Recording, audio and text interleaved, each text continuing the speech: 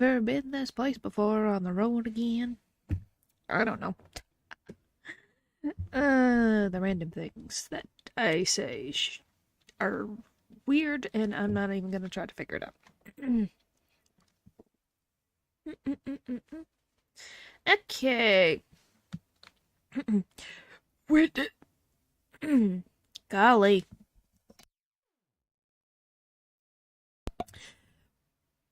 Witness testimonies can lead to most extraordinary truths being unearthed. Truths of which the witnesses themselves might not even be fully been aware. Oh, dearie me.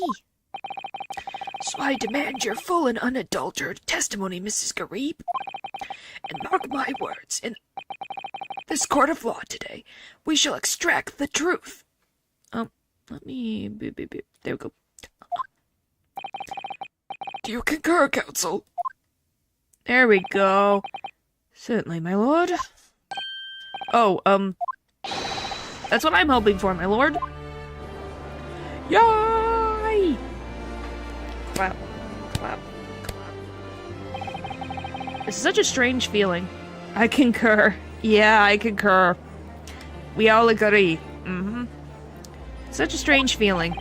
For the first time since arriving in this country, it actually feels real.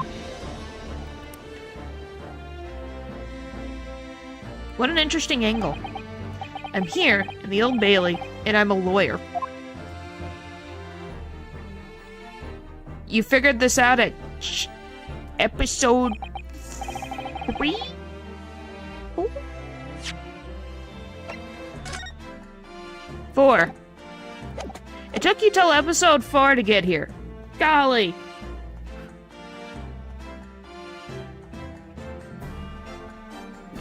Took 4 cases, but we did it. Witness, state your name and occupation. Oh, yes, my name is Joan Garib. And I'm, well, I'm a juror and such like.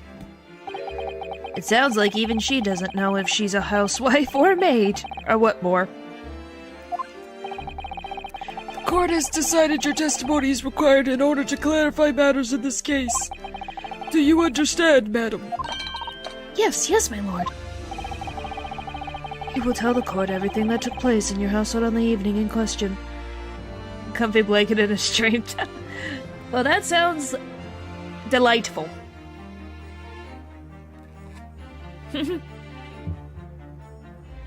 What a Friday.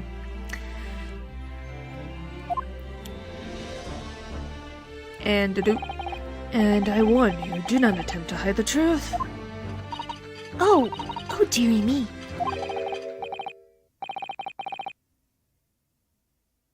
Who's calling her Junie? So chin up, Junie, nothing to worry about now. Is it her husband? Oh, he's here! Okay. Cheer up, Junie. Nothing to worry about now. Since just a plan of some like. Okay. Saturday for you? Well, happy Saturday to you then. It's still Friday to fun me. Alright. Oh, I didn't know you were here, John. Oh, more couples. Wasn't only you in the room that day, old thing, was it? Others think I ought to testify as well, don't you? But what about your knee, dear? Don't you worry about that. Hardly noticed it. I'm not the sort of chap to leave a comrade to face disciplinary action alone. Well, he's in France, so he's on the other side of the world, so time is different.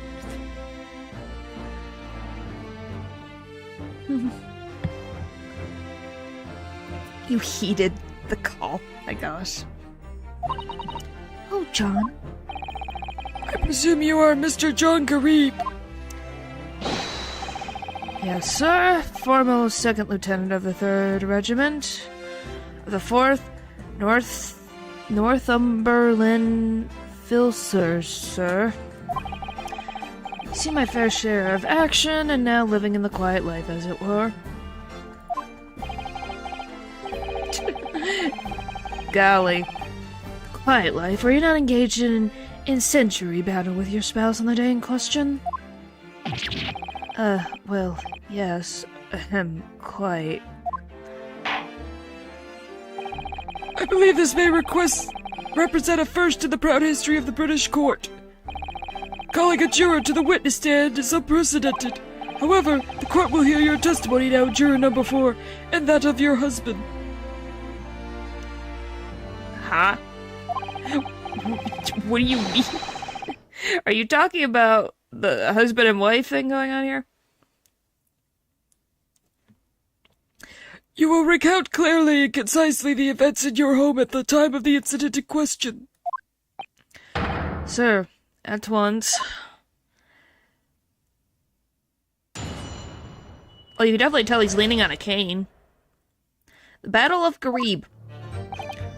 Yes, on the day you're referring to, the wife and I did have a bit of a skirmish. Can't recall the reason now. Left a candlestick over and set fire to the carpet. Soon had it out, though, and got the window open.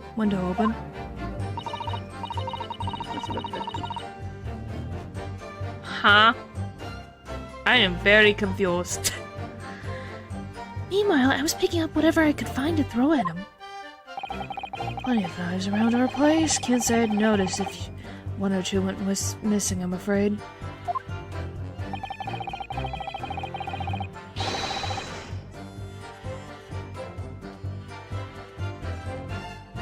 What? If that Bali thing in the victim's back really was one of ours, you'll have a job proving it, I think.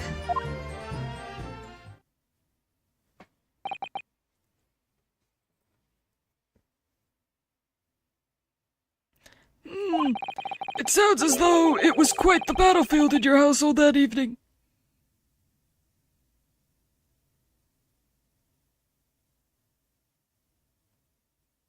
What? I'm getting more confused by the minute. Although, an entirely one-sided assault, it seems. The enemy caught us on the hop, sir. Had no choice but to dig in and take defensive measures. To be honest, if the enemy had kept shelling us for another minute, we'd have been toast. That's the point? To confuse me? That's the point?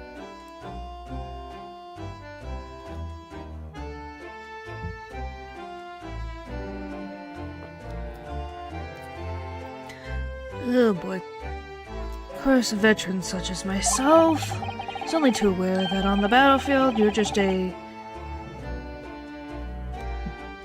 What? A Gnats? Gnats? Whisker from death at any moment. Are we still talking about a marital quarrel here? Well, I must say I'm dubious that this testimony will shed any light on the origins of this jackknife. Gnats. Okay, it's gnats. So the G is not pronounced. Okay.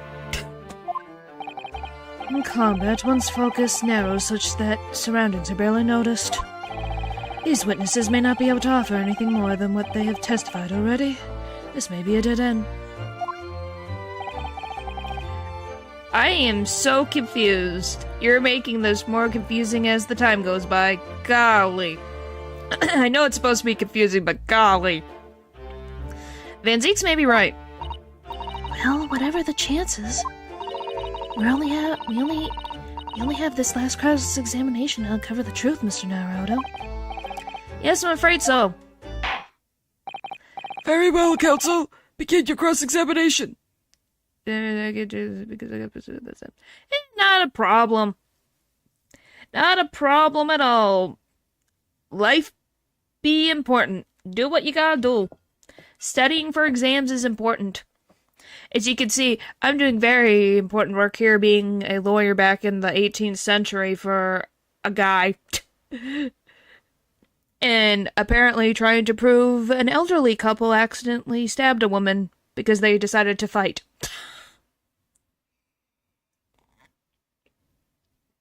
Very important stuff, I might say.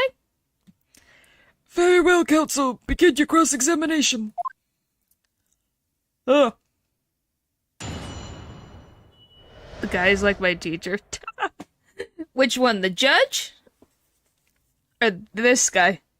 No one cares, but I am now part of a gaming club that is competing across the country. Oh! Good job! That, hopefully things go well. Did throw it like... Yes, the judges. Ah. Well, yeah, I can see that. Alright, on the day you're referring to, the wife and I did have a bit of a skirmish. You can't recall the reason. Hold it! It won't. You don't know that until it happens. The reason is what you told us yesterday, I believe. The maid is blind. Golly.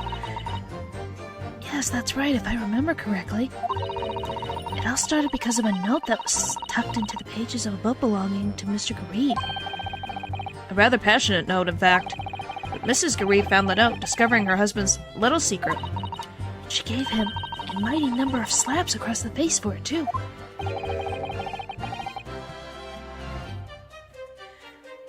What a sordid a state of affairs. Heck on earth. I say, what a chap says he can't recall such thing. It's common decency to not drag it all up. Is the judge asleep? No. No, he is not. And besides, half of it was wide of the mark anyway. He's freaking sweating. Hang on. A likely story. Oh, wow, so this fight's not over yet.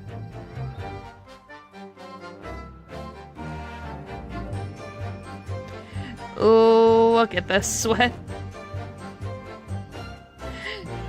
She's, you know, not happy. These waters run very deep. And what transpired next after these multiple blows to the face? I think there is many things with that one line where you're like, we could have named anything else. There are many things that could be, thought better in translation. Knocked a candlestick over and set fire to the carpet. Hold it! Okay. And the fire also spread to some items of furniture, didn't it? Bookcase, my armchair, anything of mine, really?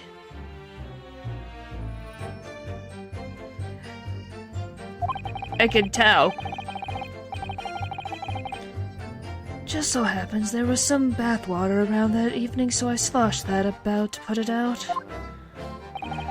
A most precarious situation you put yourself in.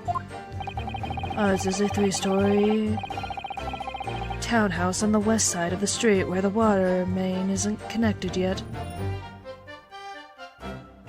She can see. She opens her eyes. She just only opens her eyes when she's like shock or thinking, really. What's happening? We're cross-examining this couple because we believe that the knife came out of their house. Have to draw water from a public water pump during the day if you need any, you see? The lodgers are always moaning that they can't get any water at night. Although, that little mustached Japanese man buys water in bottles, I believe. See, she can see.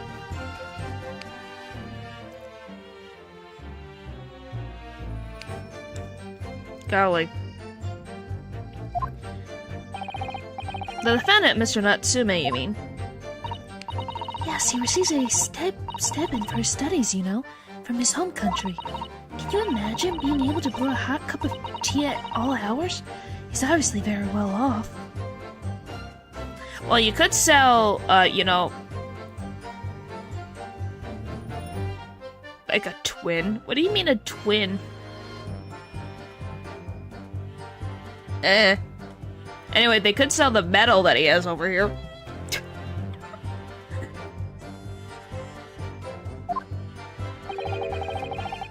Have you actually seen the state of the man? I believe he uses all of his income to buy books. Well, anyway, the point is, I was able to douse the fire with water, fortunately enough.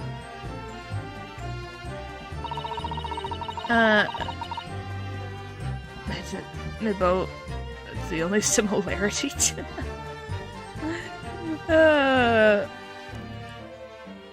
I could find it and throw at him.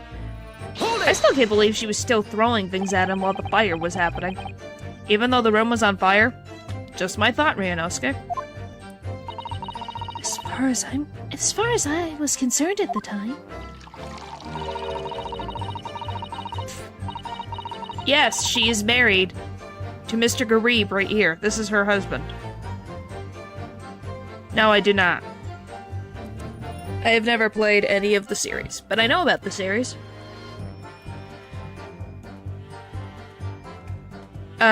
Because she has tea, and she is a maid. I don't know. She just likes drinking tea, I guess. She's British. I guess that's a thing. And I think she does it when she's nervous. It was more important to extinguish my anger than the flames. When a woman wants to throw, she must throw. That is most certainly not true of a Susanoo takedown, Mr. Naruto. Yeah, I've heard about Persona 6 for a while. I think it's been in the works for a while. I heard that, like, months ago? Something like that? What tea did she drink? I don't know. It's the same tea that she always drinks. I don't know what the specific branding or flavor is. Who is Susanoo? She is our juror something. It's possible. It's a highly requested thing. She's our judicial assistant. I think it's definitely possible. A lot of people have been requesting it for years, so it could happen.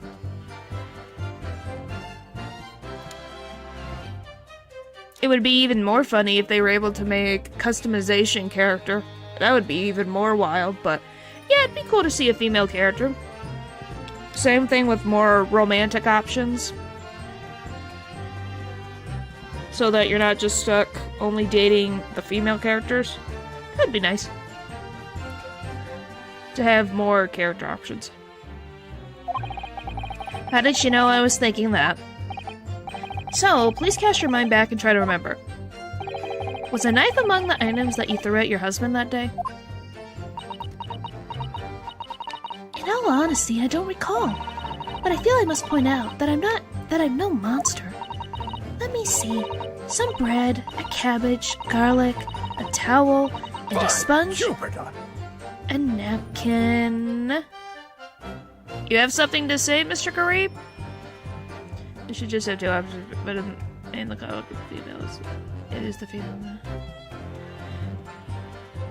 So, I'm gonna be honest, they should just have two options, male female, but in the anime, in the comic, it's the female's main character. Well, even then, like, it would be cool if that both characters exist.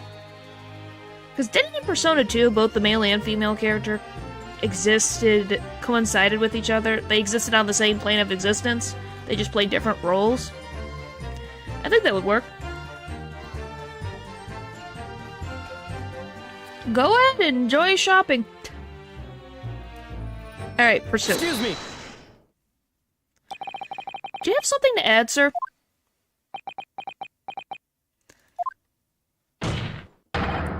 Mr. Garib. Don't shoot. Sorry, I beg your pardon? They go with females. Would they be able to date females, males, or both? I think it should be both, because then it would have... That's what a lot of people want, is both, as an option. Whether you're a male or female character. I said it plural. It's fine. I think it would be great to have both as an option. Since if this is going to be a much in the making and made in more recent times, I think both should be an option. With the character in the romantic options. Because that's what people want more than anything, is choice. Alright. Did your wife's remark just now bring something to mind? Nothing of significance, no.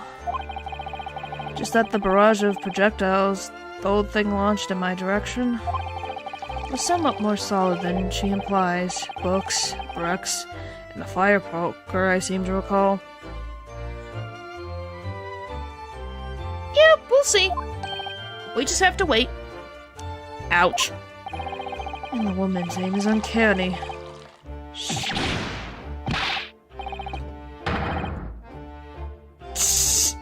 Oh boy. She landed a direct hit with every volley. Ah! Good grief, woman. Hello, hello, hello. Welcome, welcome. Good grief, woman, we're not at home. This is a court of law. Oh, dearie me, ever so sorry, dear. Yeah, anything. They have time to figure it out.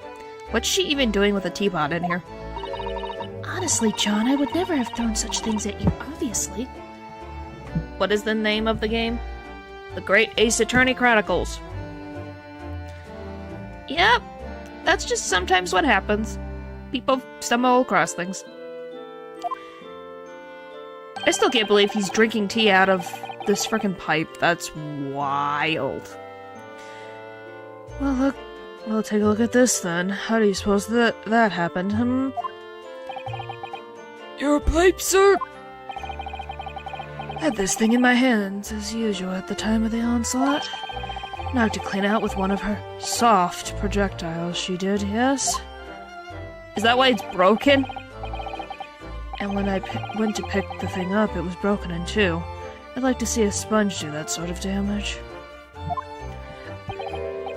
Because this is Ace Attorney, people have interesting haircuts. Wait until you see the prosecutor. My chat thinks that he's a vampire, which they're probably not far off. I see your pipe was broken. It would never be sent flying unless it was hit by something pretty solid. He does look like a Dark I don't know why they made him, like, I guess because of the, like, side profile shtick that they went when we first met him. Anyway, I managed to bandage the thing up for now.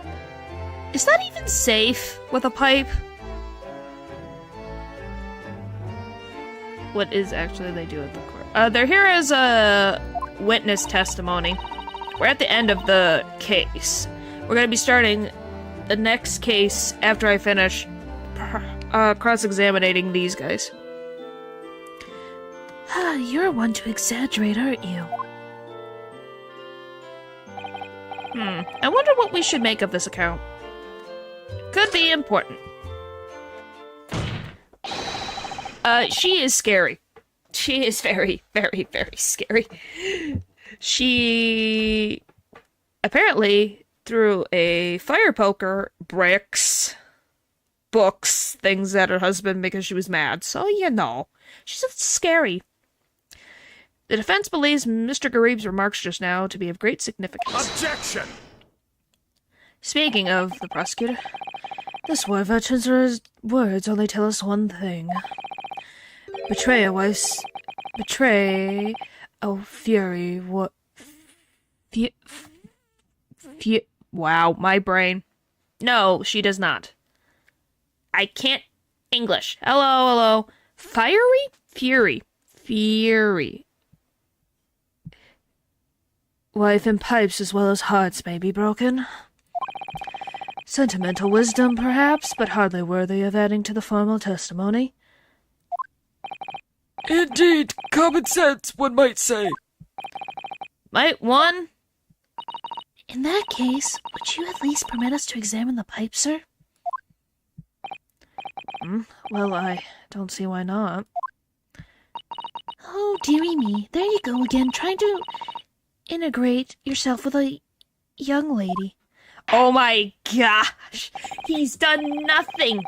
Leave him alone! No, he cannot cut his beard. It's a very voluptuous beard, and his ancestors have very voluptuous beards. Very well, the court will accept the gentleman's pipe as evidence. Yeah, we're finishing this case up. Mr. Greaves' pipe. Apparently it fell to the floor during a domestic dispute he had with his wife and broke. Fire E. Okay. I'm just like, is it fiery? Fury. It's kind of like, ew. Well, no, an interesting historical fact. Back in ancient times, there was a metal known as steel. The process to make it is unknown, but now it is a metal which contains... Huh. I hope I didn't speak out of turn, Mr. Naruto. She didn't... No one's dead. All we have is someone who's in the hospital unconscious because she was stabbed in the back.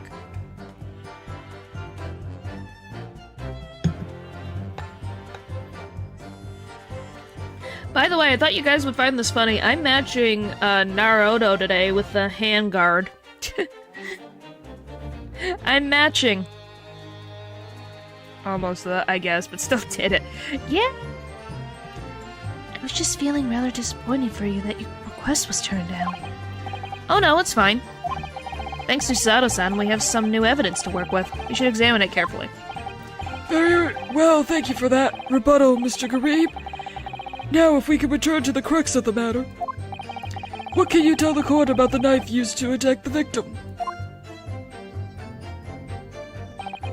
With Ryunosuke, the, like, hand thing that he has on? Because I have a hand brace on. No, I'm saying I have a wrist brace on. Right now. So I'm matching. That's the joke. Alright, let me take a look at the pipe. Yeah, that's what I'm saying. I'm matching with him. Wow, she really did chip the heck out of this thing. Oh boy. It looks to be in... Oh. Hi, Sato. Looks to be in a sorry state with that bandage around it, doesn't it? But for some reason, it feels slightly ominous to me. Like it's trying to shout out a warning. Your poor niece and nephew. Probably because it's the same blue as Mr. Garib's dressing gown. I suppose it must have considerable sentimental value to Mr. Garib, given that he's gone to the trouble of repairing it like this. Either that, or he can't afford to replace it. Oh, what the frick is... He's been getting... Okay, let me move... I don't know if you guys can't see. Look at that! Is that glass? Is that glass in there? What the frick? It's glass! Oh, something just twinkled inside the chamber of the pipe here. I'm like, what? Is that a blade? It might be. I'm on to just scan them, make them more just for the future. Uh-huh. Sure. Sure you are. Oh, something just twinkled inside the chamber of the pipe there. Yes, I saw it. Something stuck in there, I think. Let's turn it over and give it a shake. Huh? What's this? It's a tiny fragment of metal.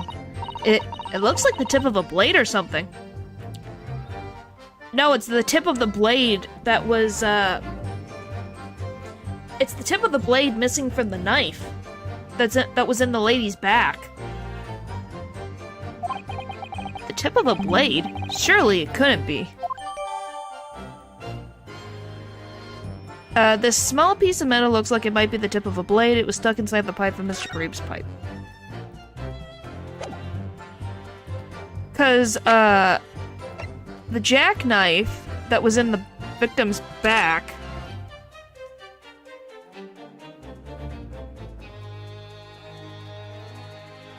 Well, it stabbed her. Because, oh, right. This. Because, look. I'm assuming it's a tiny shard that was missing. Because look at that.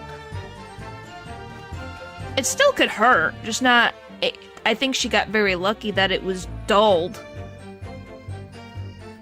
To the point that it couldn't cause super much harm.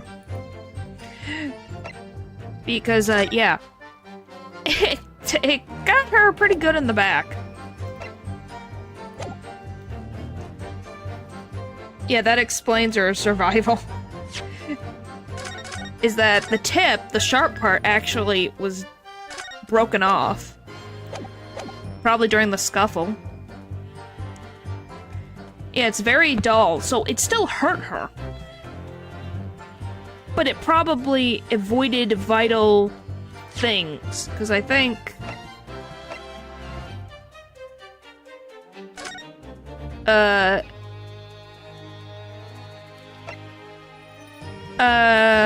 apart from a single stab wound from the large knife, no signs of injury were observed. But yeah. Yeah, enough to lose blood. Did I save? I don't think I did. But yeah, so that explains how she's okay. Alright. Hold it! Press. Sorry, would you care to elaborate? Nothing to say, really. Rather partial to a spot of carving, you see, pipes and whatnot, fishing tackle, you know, that sort of thing. In a comma, okay. Yeah, I know, she's okay, but not okay. I'm meaning in the sense of, she is still breathing, she's just unconscious.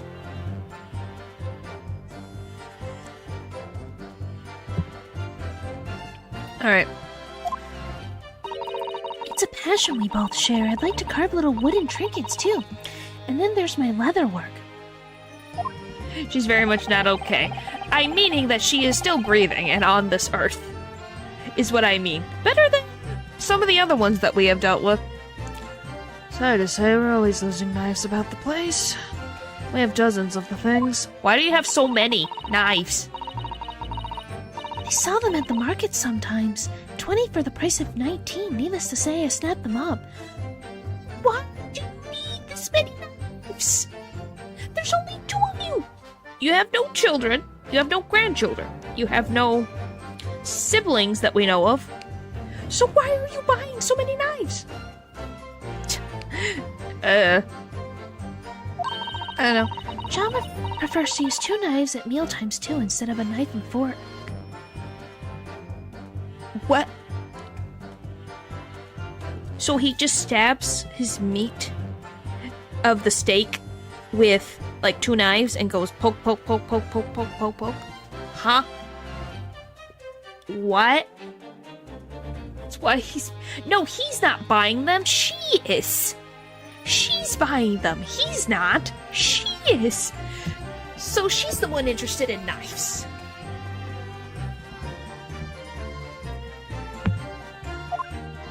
Golly. Hit the word record. Cut a piece and then pierce, I guess. Oh, what is it? No, Joan.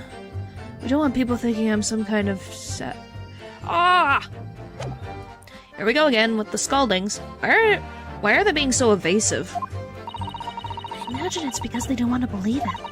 I can't bear the thought that it might have been one of their knives that injured the victim. Which is entirely understandable, of course, but still. Go on with your testimony, witnesses. Go on with your testimony, witnesses. Sir. Alright, if that thing in the Victims Act really was one of yours, they'll have a job proving it, I think. Alright. That is a lot of knives. That's a little bit too many knives. Objection! That's a lot. That is a lot. She's competing, man. Mr. Green, may I ask you to take a good look at this, please? You can ask, but I can't see a bally thing. I can't see a bally thing. You can't? Used to call me Dead-Eyed Deb back in the regiment, of course, but that was a long time ago. even when I'm trying to enjoy a large print book by the fire these days. I struggle to tell a B from a D and a P from a Q, to be honest. Oh, he does. Dearie me, it's rather wearing being asked about every other letter and every other word. You must D very... busy... What? Busy? Does he? Does he? What is that? A scrap of metal? I know it's supposed to be that. I was trying... It's like my brain is having a hard time looking at the word and trying to say the different word. Yeah, you must be very busy. Yes, I know what he said. Yes, and almost certainly from the tip of a blade. And what may appear at first to be just a tiny scrap is in fact a critical piece of evidence. Interesting.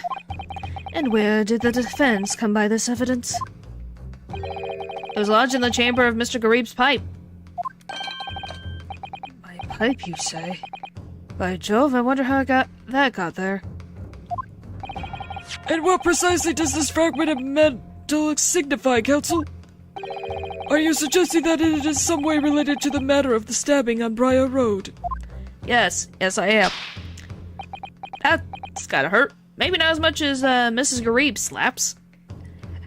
I am. What? When putting together with another piece of evidence already in the court record, I believe this tiny fragment of metal will unravel the whole truth of this case, my lord. I guess in some instances.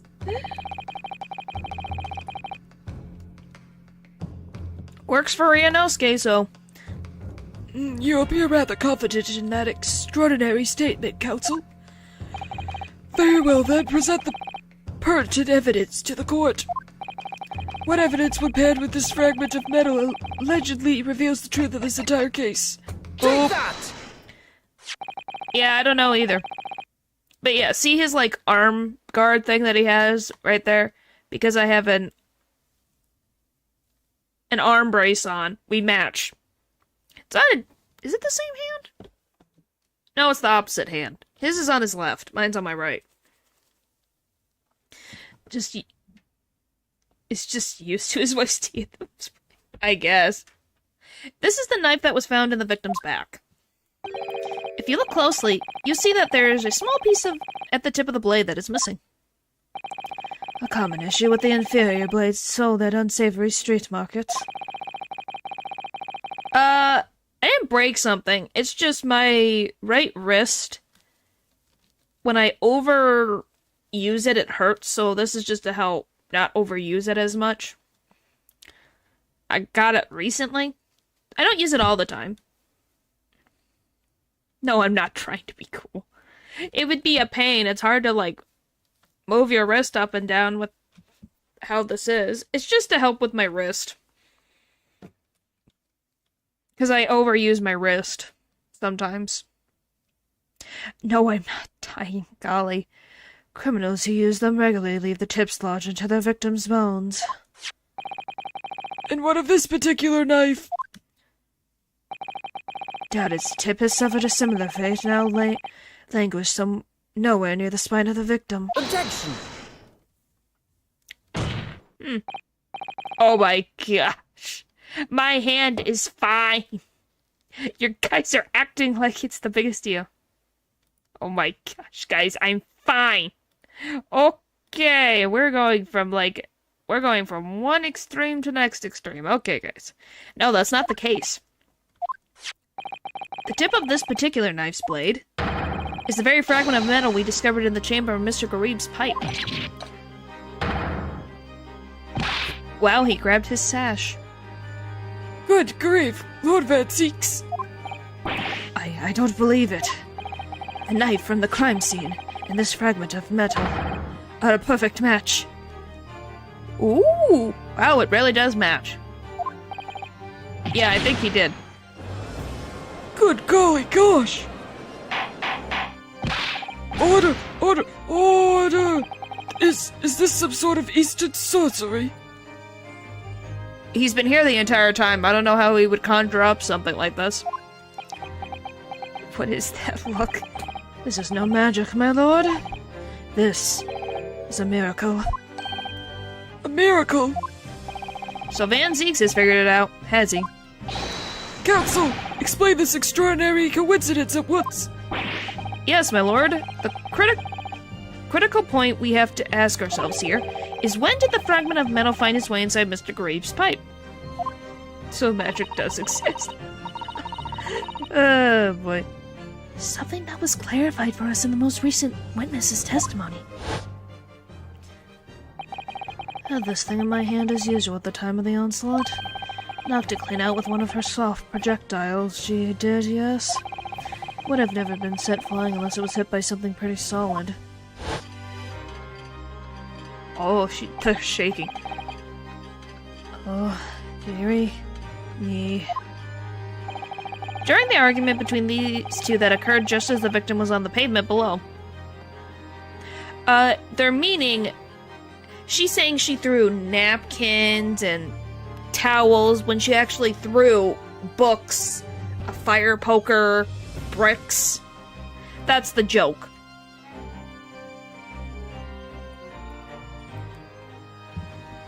Yeah, I got pretty gosh darn close if it got rid of it from his hand and cut it in half.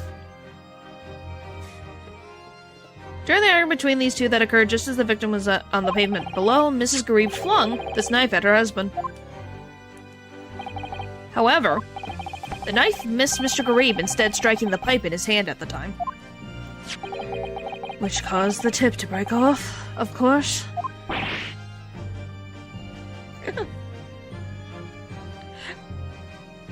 Well, the thing is, she didn't even give him time to explain. She saw this note in the book and then just went crazy. Like, obviously, she can be mad, but I think she should give him a chance to say something before, because the name of the person that it was sent to didn't even match his name. Like, at all. So, I don't know. Yes, and that is when the tiny tip of the blade found its way inside Mr. Garib's pipe. Chances of that are 1,000,000 to 1. No, it is not. Because she harmed someone. Like, someone got hurt. Oh my gosh. They even got... Shows how they even got... At least it shows how they even got married in the first place. And yet there is no other credible explanation for how the tip of the blade ended up in your pipe. Then, after losing its tip, the knife ricocheted off the pipe and flew out of the open window. In short, this knife, which fell from the window of the Garib's house, is the very same knife that struck the victim in the middle of the back on the street below. Oh, my God. Oh, gosh. Oh, dear. Oh, no. Can either mean good or bad. Yeah. Oh, he's got his, juice back. A full-bodied theory, I'll give you that. What proof do you have now? What else do you have? A complex bouquet of seemingly trivial points, possibly arranged to create an almost possible vintage. Allow me to toast my learned friend's characteristically Nipponese approach to bottling his argument.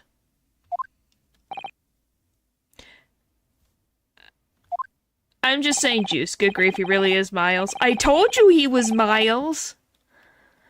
He is the equivalent of Miles. But after all, it's just a theory. The bottle, I fear, is corked. It's a lawyer theory. Because you see... There's the foot. It's spoiled by an insurmountable inconsistency. An insurmountable... What? I don't know what's happening next. Lord Van Zieks, explain yourself. What is this inconsistency you claim to have identified? An inconsistency of the simplest nature, my lord. The victim was found with the knife planted in the middle of her back. Oh, you want the explanation of how it ended up in her back. Oh, I can explain that easy. Yes, in her... Ah. That's right, you silly little man. We're almost done. Hello, Joan, old thing. What are you getting so excited about? Let us consider the basic facts of the case once more. The victim was walking along the pavement before being stabbed in the back and falling to the ground. If the knife that struck her had fallen from above, there's no possible way it could have planted itself into the victim's back. Oh yes, there is. There definitely is. Grianosuke, use... Oh my gosh! His... Did you see the back of Mr. Garib? His robe got burnt. Does he have no other clothes to wear? His robe that was burned that shows his frickin' boxers is what he's wearing into court. Golly. Order! Order! Right, you see, that's exactly right. If the knife had fallen on her from above, it would have struck her on top of her head. Well, of his fight for survival that night, I guess. He's lost for words. Look. I know it. I never liked his theory in the first place. Oh no, though. What really did happen? It would appear the defense has made a rather spectacular blunder. You have to let me speak before you say anything, Judge. If a theory has even one inconsistency, it cannot stand. Your theory, my learned friend, is history. Not so fast. There's an easy explanation. We were so close, I could see the truth. I was sure we were on the right track. But now the way has been blocked completely, by just one simple inconsistency. Or in other words, we simply need to eliminate that one inconsistency, and the theory will stand. Miss Susato. You mustn't worry, Mr. Naruto. You were just caught off guard, that's all, and your mind went blank. Can't speak in the middle of something where I know his confidence isn't... Yeah, he don't have high confidence. We're boosting that confidence. But if the path you were on is indeed correct, then a way will present itself. Yes. Yes, it is. But yeah, hello. The key to this is in the court record, I'm sure. All the information you need is there. It seems you have nothing to say, my Nipponese friend. Well, your silence speaks volumes. Can you let the man think? For 5 minutes? A tact acceptance that your theory is fatally flawed. Objection! Thank you.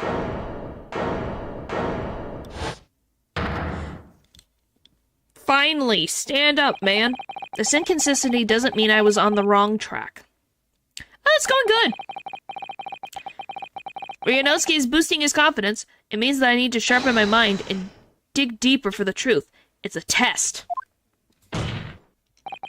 Yes. If the knife fell on the victim from above, there's no way that it could have hit her in the middle of her back. Under normal circumstances, that is.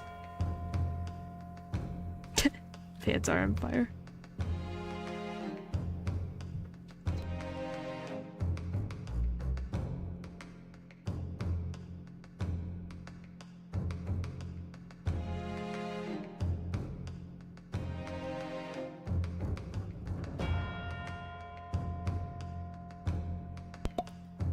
How did you mess up Liar twice?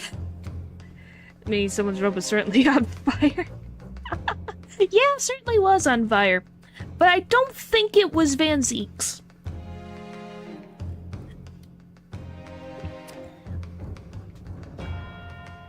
Liar is L-I-A-R.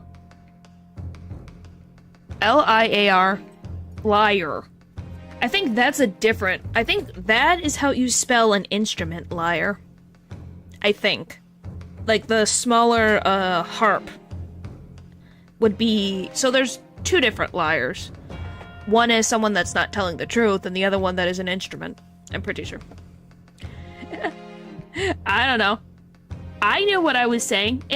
Hey, native speakers don't always know their own language. There's probably some French words that in your own language that you don't quite understand. You know? It's okay. The one that you spelled is not used as often. But yeah, you typically see it in music-related stuff. I know Japanese better than you. Well, because you studied it. So you probably... The thing is funny. Something is easy to lie, though, I'm not sure. I don't know. It's also late at night, so the brain always doesn't remember things. What are you implying? Counsel? There is a piece of evidence in the court record that can explain this inconsistency. That can explain how the knife that fell from above could have pierced the victim's back. We already have the answer. Goodness. Utter madness. Surely this must be the last time. Counsel, present the evidence of which you speak. Is it gonna be the one book? I'm gonna take a guess that it's the fourth book.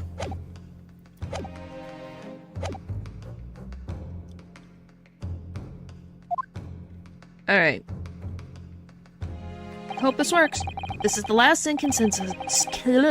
This is the last inconsistency. The final piece in the puzzle. If I can successfully make sense of this, the truth will be laid bare at last. The evidence that explains how the falling knife became lodged in the victim's back is... Take that! Yeah, it's the fourth book because it fell from... Because if it hit the window, as they said, and it fell down, she heard something fall, so she's gonna look down and be like, huh? What's that? And she's gonna go pick it up. Because that's what humans do. They're curious, they'll touch something. This, the fourth book found at the scene, is the final piece of evidence that the defense will present. The burnt book? Is that not Mr. Kareem's book? Yeah, especially if something was on fire, that too. Just something happening is gonna make you look. Why do you do this to me? Why do you do this? I swear. You'll do this on purpose.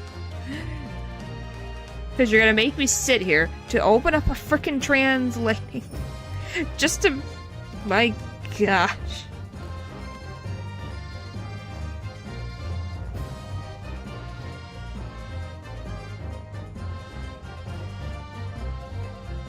Oh, boy. I don't think it is. It's usually someone just thinking they're so funny. What the frick? Why did that not translate over?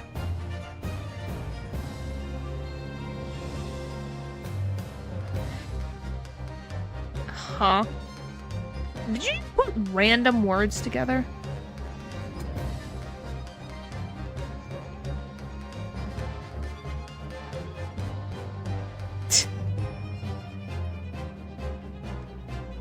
What?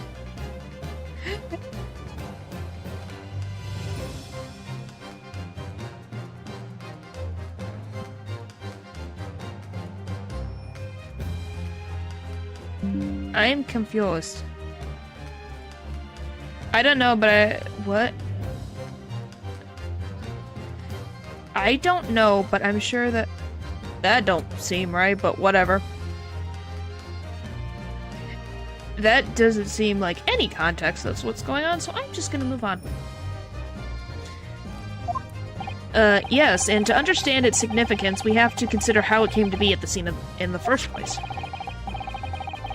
This photographic print clearly shows the book in question, and the victim holding it in her hand.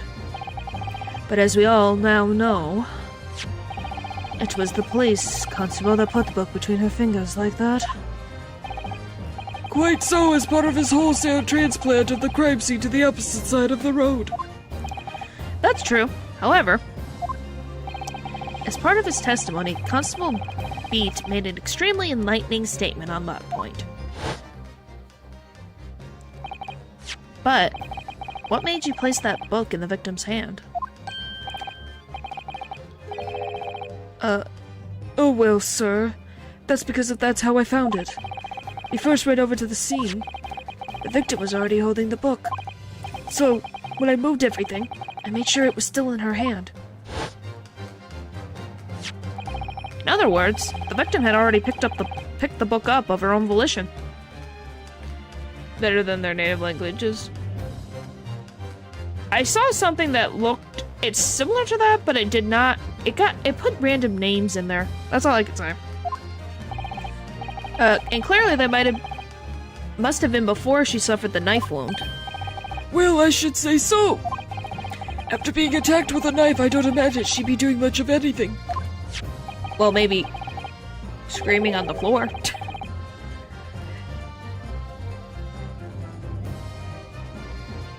Yeah, things be weird.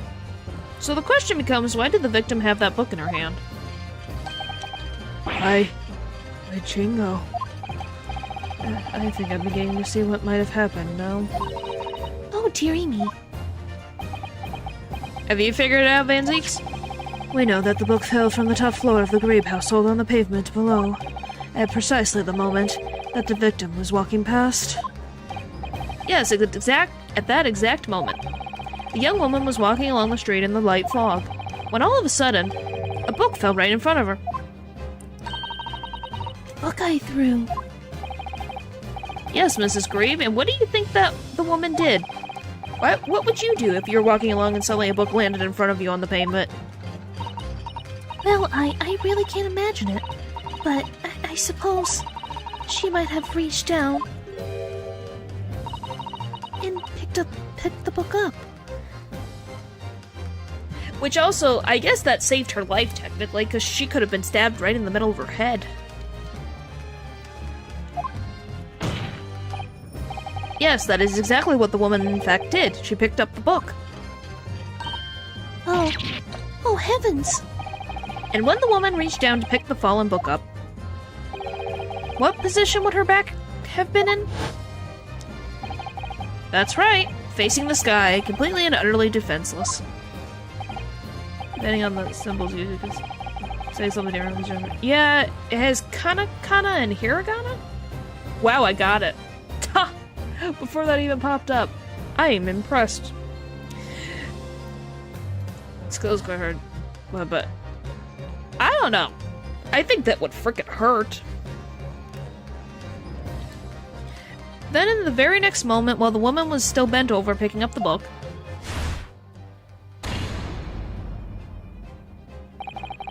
well, she is in a concussion, so I think it didn't matter where. The next object fell from the room above, the jackknife, straight into the middle of her back. I watched some stuff about Japanese. I watched some videos about Japanese, I remember. Like, golly.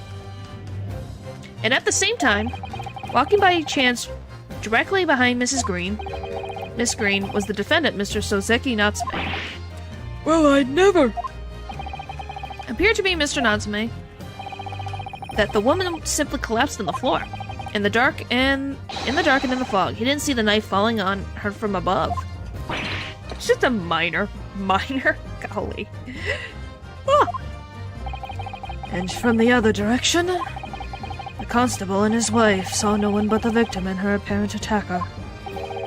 So there never was a real culprit to run from the scene in the first place. No, this was nothing more than a series of unlikely events that culminated in an unfortunate accident. And that is the real truth behind this case. Dong, dong, dong. Well, Mr. and Mrs. Greep?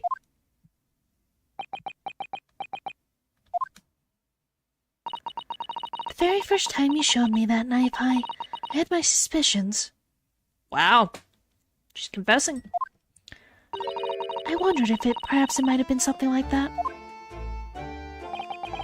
There, old bean. Or Mrs.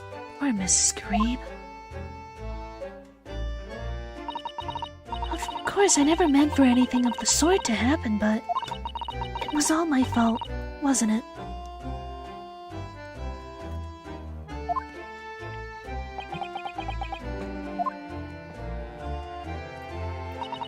I take full responsibility. Oh, well, they're taking about this so casually. I think because she accepted that she made a mistake, is my guess. I let my anger get the better of me. I threw that book. And I threw the knife as well.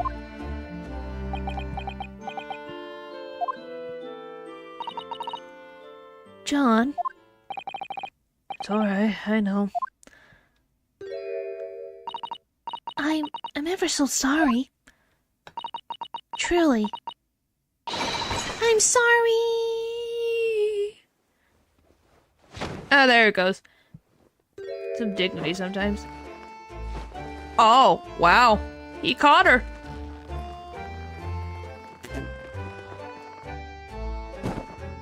He still caught her. All I can say is he did catch her, so he did good. Advance Zeeks, what news of Mrs. Kareem? She's been taken to the infirmary. It would appear that today's events have left her in an especially flustered state. However, I believe she will recover in due course. There is no cause for concern. Yes, unbeknownst to themselves, they caused what could have easily been a terrible tragedy. They shall have to prepare themselves for the consequences of their actions. Yes, it was. Yeah, that's why I said he's got a wounded leg. I'm pretty impressed that he was able to... He caught his wife in his hands, and he held on. He did his due diligence as a husband. And he cushioned her when she fell. There is some good news, however, my lord. I have just had word from the hospital where the victim is being treated. Yeah, what a gentleman. Good job, Mr. Kareem. Her condition is improving steadily, and the doctor believes she will gain consciousness soon. Oh, that's great. It's strange. We've been talking about the victim all this time, but we've never once met her. How wonderful. The woman is out of danger, it seems. Yes, that is good news. So we withheld that to try and close the trial early, huh? Maybe. I don't know. So, Mr. Soseki Natsume. Yeah, he's a little bit of a snake. Or a little bit of a, vampire. Oh, yes. On behalf of my fellow countrymen, I would like to take this opportunity to beg your pardon, sir. You came from your distant eastern homeland to study our great British culture, and have been repaid with immeasurable unkindness. Please accept our heartfelt apologies. Well, good on the judge for apologizing. Good on him. Can we have the frickin' jurors apologize too? I want the jurors to apologize to Natsume. Well, life can be pain, but also it can be joy.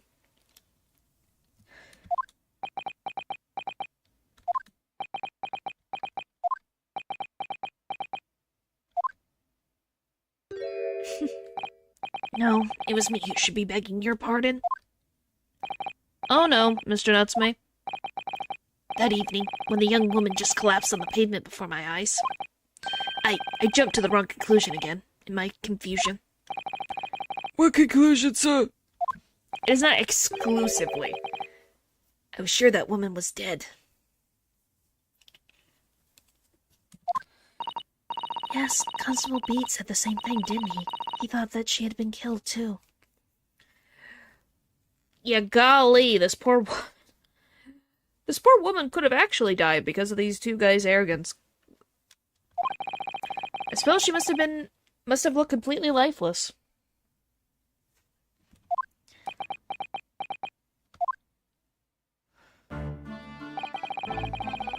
Pain shreds. My goodness. been a year since I arrived in Great Britain. Now, but I still can't get used to life here. I can't relax. I'm sure there's an evil spirits lurking in the fog, like they're haunting me. The woman in question. Yes. Poor Miss Olive Green. Poor Suzeki-san. His imagination really got the better of him. Yes, poor man. So what happened? I thought the young woman had been taken by the fog spirits. I should never have dropped my books like that and run away. I should have called for help, for a doctor, for the police. Well, all I can say is that he's probably not the unusual of a reaction that people would do. You know? That sounds pretty, like, weirdly common with some people. Is all the male characters keeps what brings them the girly girls?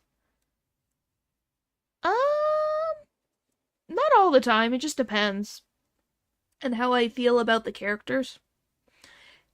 His is on more the higher pitch side. It just really depends. And how I feel they would talk, because, you know, it's not like I can only do so few pitches in voice. Like, my natural voice is on, no, the game text sound effect. Oh. I think it's is it not the same? I thought you were talking about the voices I was doing. But chat when. That would end horribly. I think, aren't they the same? I thought they sounded the same. Instead, I managed to create a rift in the relationships of trust between our two empires. And for that, I'm truly sorry. Oh, no. Yeah, it sounds the same to me.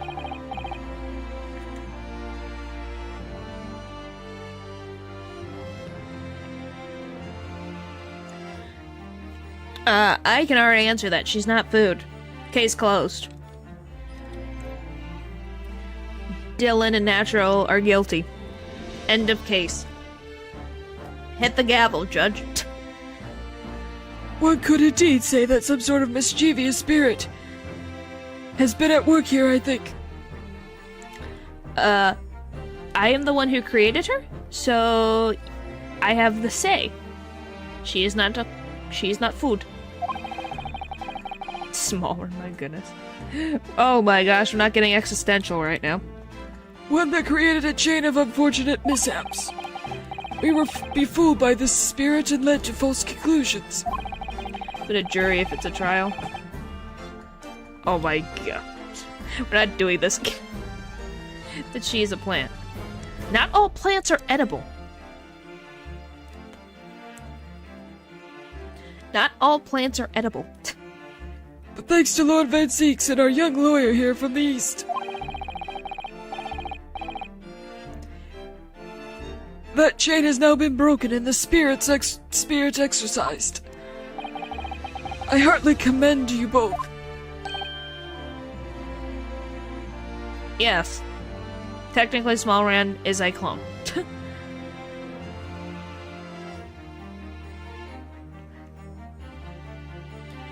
Nope, I'm not. Nope, we're not getting into this right now. I'm not getting into this right now. Oh.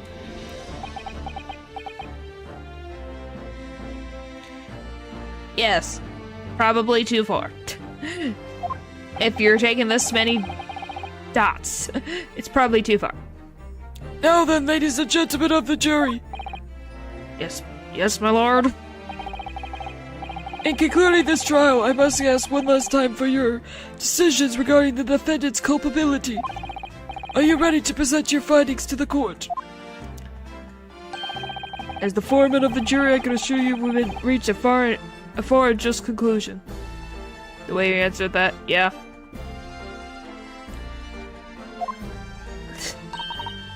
Golly. I do declare the truth can be extremely cruel at times. Well, I didn't expect the woman next to me, that's for sure. Sitting in the old bean whilst she's out of action, you know? But I know what her decision would be. Wow. She was made from a plant. My gosh, we're not doing this right. I am not trying to figure out that logic today. Nope. That part of my lore is a whole... Yep. It's like it's our world that can be both.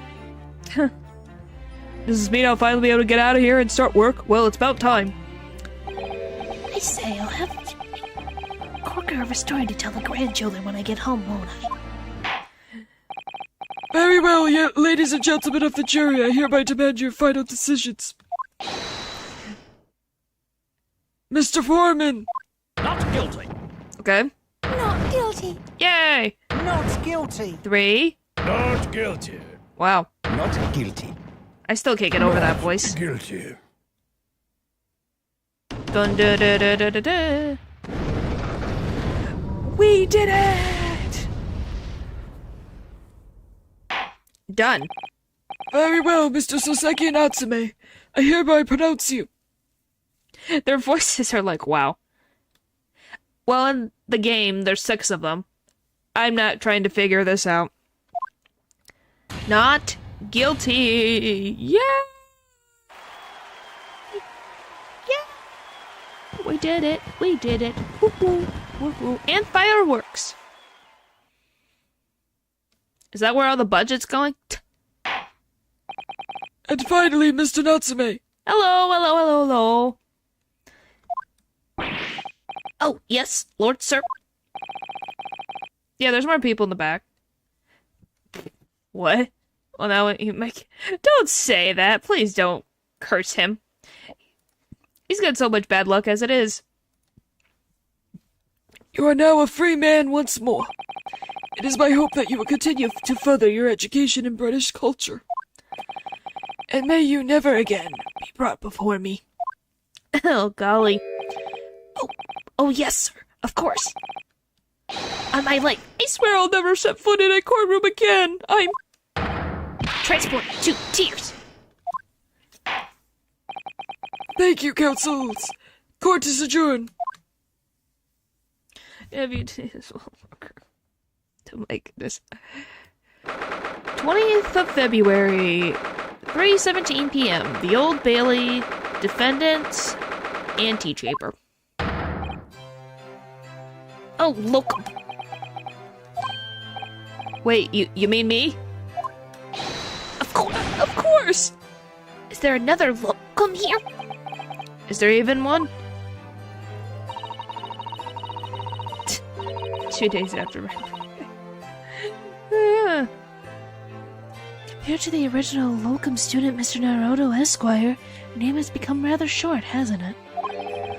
What's wrong with using my actual name? Oh, at last I'm free. I'm free. Joyful, joyous, jubilant. Jubilation. Heady, hearty, happiness, hurrah. Oh, I'm pleased. Mr. Natsume is delighted. Oh, he's meaning that the 20th of February, 2 days after his birthday, is what I'm understanding. Would it be so hard to just say that, then? Locum, you did it. Yeah, they're all synonyms for happy. You saved me from the brink. Well, what happened to the poor woman was in no way your fault, after all. It's okay. I'm just glad everyone can see that now. Get it myself. Wow. No, not that! Lovely, lawyer, locum, lawyer. Yes? I mean, as I said before, I've just never got used to life here in Great Britain. Every time I look over my shoulder, I see foreigners. I see towering brick buildings. And from higher up windows, I see them looking down on me, laughing. Look at that little hunchback.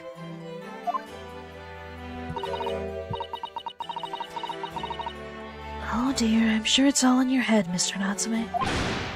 But today, you, local lawyer, gave my gloom the boot. You stood firm behind that Chronicle bench before all those blabbling British.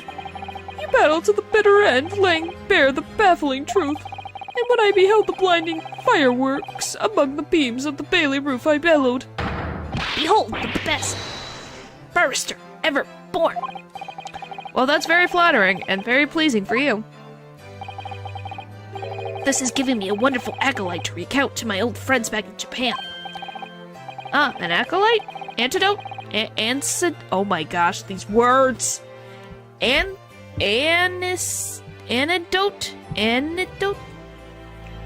Golly, is this what's to become of all my hard work? Ah, there you are, my dear fellows. There he is. I apologize for keeping you waiting. I rose late this morning. Oh, Mr. Slomes, what a pleasure to meet you. Anecdote. Yep. Yeah, it means story. I know what it meant. I've seen the word before. Anecdote. Ellie. I see I am here not a moment too soon. A disaster has been averted, I'm glad to say. Oh, The trial shall begin presently, Mr. Naruto, and I wish you the very best of luck.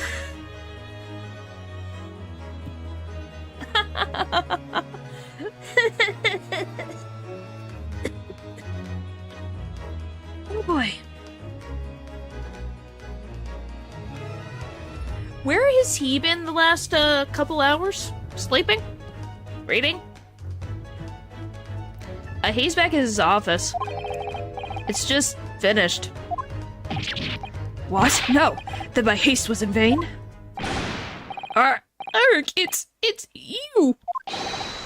Herlock Shlomes! Oh, have we met, sir? This is Mr. Natsume, the man you had arrested, Mr. Slomes. Oh, I see. I failed to recognize you at first. You don't even frickin' remember our names. I can't expect you to remember anybody's, to be honest. Except for maybe Iris. But, yeah, it's very much like him. I didn't expect him to be that late. Our previous encounters have taken place in the gloom, either of your bleak lodgings or that prison cell. I simply couldn't place that curious face in the light. Wow. What the frick? Charming. This is your fault. Herlock Shlomes. Yeah, it can be, but it's very funny coming from a detective. You're the reason I had to go through this terrible ordeal. I'm going to give you a piece of my mind. My apologies, sir, but I assure you I have placed you now. And the Kanekumi part. It's fine. It's fine. Just calling me Ren works just fine. You're the fellow who abandoned that poor lady and ran off, are you not? Has she been taken to the hospital more urgently? I'd feel perhaps she would have regained consciousness by now. Oh. Oh boy. It's not. That's how I wanted to be called anyways. It worked out. But it was unavoidable, I'm sure. We are but human after all. Anyone would have been shaken by such an experience. Why are you still in this pose? What is this pose? I do feel very bad about how I behaved. Well, never mind. Now then, what was it that you wanted to say to me, sir? Nothing. Priceless. Oh, I am so sorry, really, but... that was quite priceless. Poor Suzaki-san. Actually. Oh boy, you changed again. To cat with glasses again. Still, on the bright side, you've had an extremely entertaining experience without paying a penny. And, it would seem, you were not even found guilty. But there is no bright side. Whatever do you mean, Mr. Natsume? Even after this, I'm I'm still cursed. By the spirits, and now by the Reaper. Ah, Lord Van Zeeks. I haven't forgotten, you know, what's facing the man in that man in court means. Not just a cat with glasses, but the beam. Actually, is it? Oh yeah, it has the frickin' finger going, like, the pointer finger going up. Even if you're found not guilty, you'd still do. It will be all right, Mr. Natsume. If the Reaper appears to trying to make trouble, I will protect you. Yeah. Why me? Why me? With a perfectly executed Susato takedown. Much as I like being turned on my head, a bit of a warning might be nice next time, Miss Susato.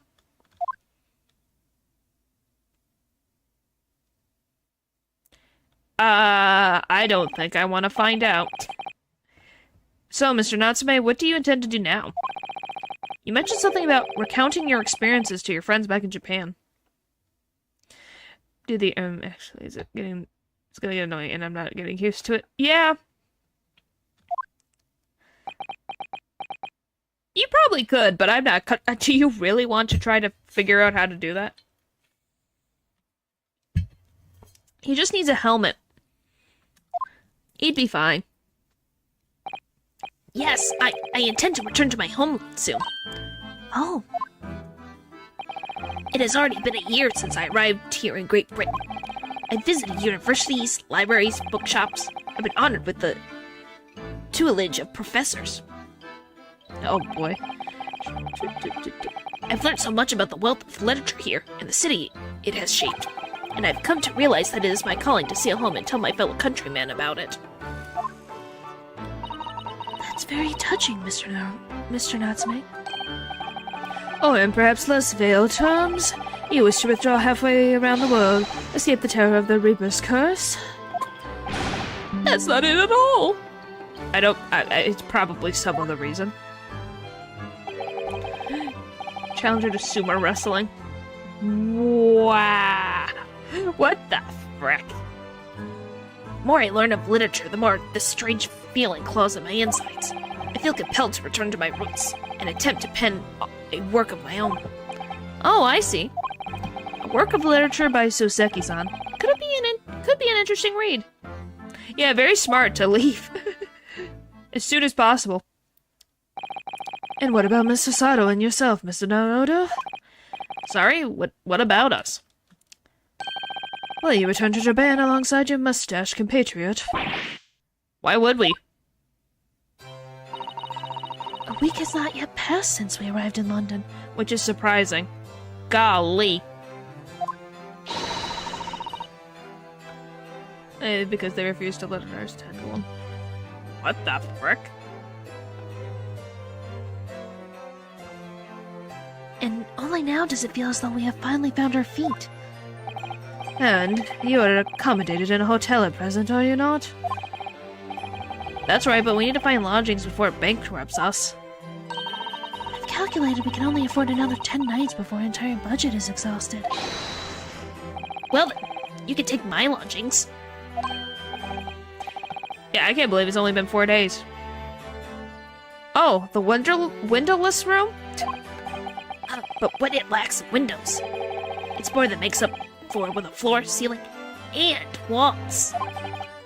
Great. And of course, I'd be happy to be behind the accursed evil spirit. Oh my, an evil spirit? Oh yes, it tries to suffocate you while you sleep. It's an ineffable wake-up call. Well, we'll think about it, if that's alright.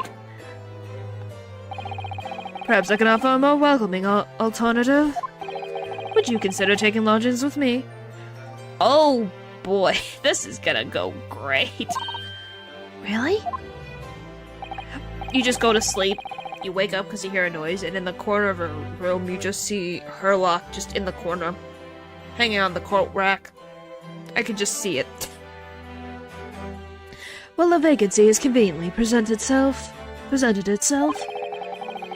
Though it's up in the attic, I might add. Are you sure it isn't just a storage loft? Oh my gosh. I spoke with the landlady this very morning on the matter of price, and Iris is cleaning the room as we speak. You must come at once. I presume you have no luggage to speak of. Oh, this is simply wonderful. What an honor to be invited to take lodgings in the great detective's office's attic. I'm too overcome for words. So, suggesting we look elsewhere is out then.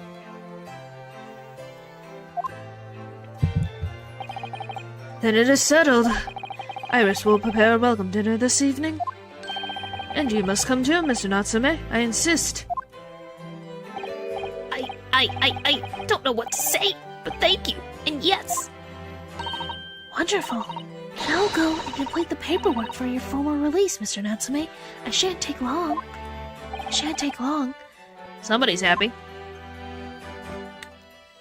Well, yeah, she gets to stay in the same building as her idol. Hello. Happy Halloween to you too. Look, I knew that you wouldn't let me down. I'm truly delighted. To have met you here in London. Likewise, Mr. Natsume. It's been a privilege meeting you too. It's a shame that we're going to have to say goodbye so soon. Well, I've come to realize that I belong in Japan. But Locum, we'll meet again one day. Yes, I'm sure. And hopefully by then, I'll be a successful lawyer. Hopefully by then, I'll be a successful author. Well, my dear fellow, our carriage has appears to have arrived. Shall we go, Mr. Naruto? Yes, Mr. Slomes. I've little doubt Mr. Natsume will be released in time for dinner this evening. And so, with Sozeki-san's innocence successfully established, we rode with Mr. Slomes to what was to become our new home.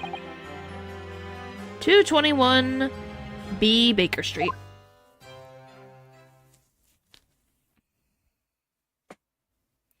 Oh, that's actually got windows! There's windows! Look, it's windows! Oh, and warmth? Ow, this is perfect. 20th of February, 4:41 p.m., the attic room.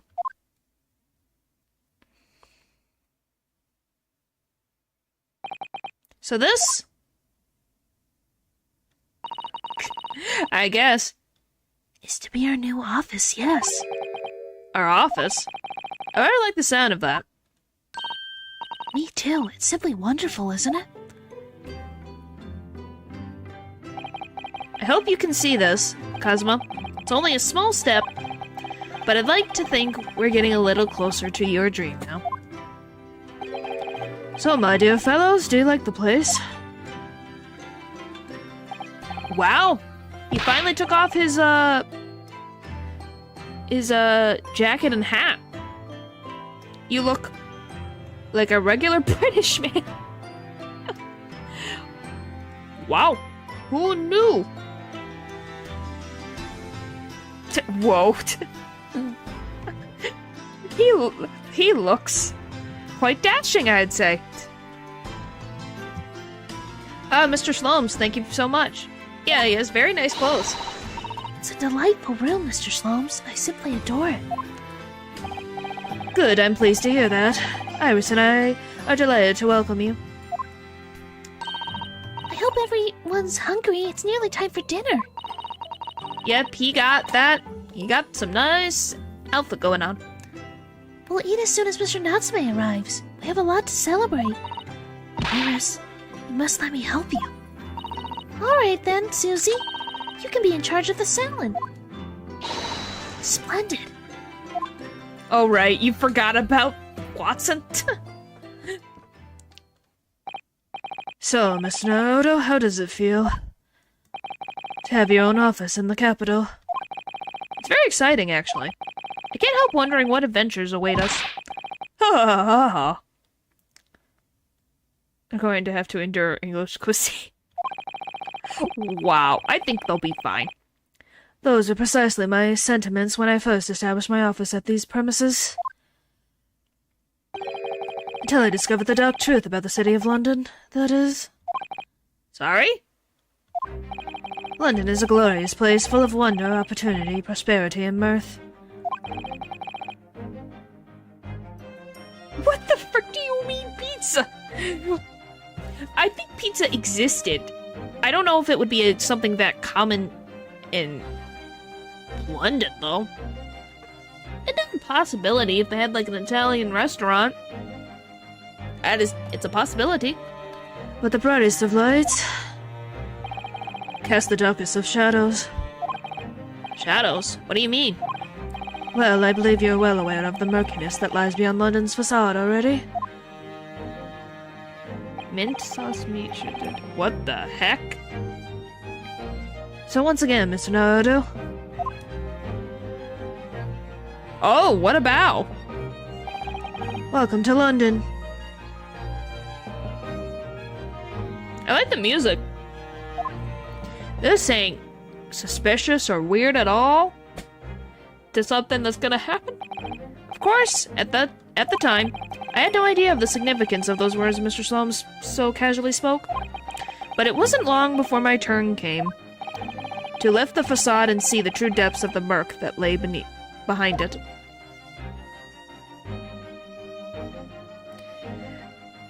Episode 4 done! Yay! For completion of Episode 4 of the Great Ace Eternity Adventures. Hi!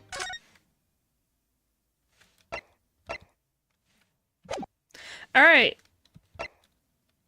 Last chapter. The Adventure of the Unspeakable Story. The Hound of the Baskervilles? A hound it was, but not such a hound as any mortal had ever seen.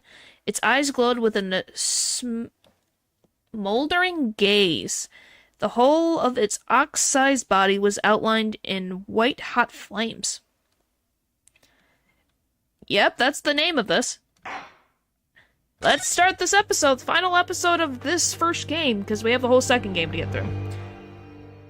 Episode 5.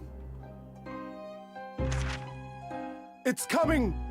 Sholmes's cry pierced through the thick wall of fog around us. Yeah, it was very funny to think about Iris typing this up. Wisps of vapor flowed over the pistol as I cocked it, and I waited breathlessly in the stillness. Eh, The we'll find silence out. lasted for what seemed an eternity, until, at last, it appeared. What appeared? The dog? From the The shadows wolf? of the cloud, an enormous beast sprang out upon us. It looks like an A angry hound it was, wolf.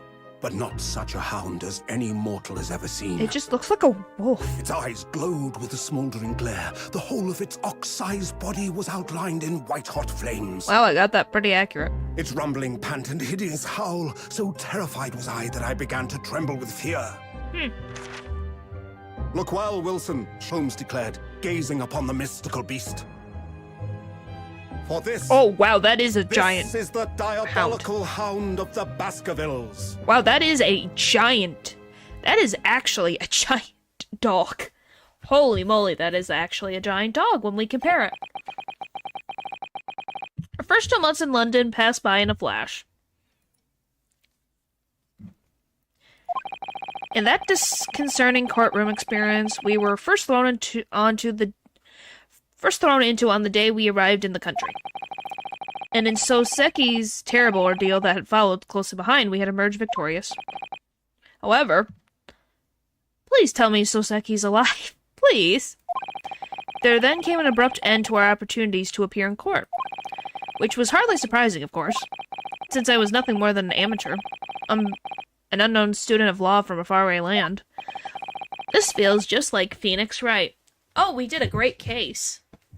But then, we, didn't get clients for a while. So we just sat here, wondering, how are we gonna pay our rent today? And then a case just decides to fall into their lap so they can stay afloat. Which makes more questions of, like, how did Phoenix, right, and co-law offices stay afloat. Like, he's famous. Did no one have issues until we pop into the scene or something? Like, golly!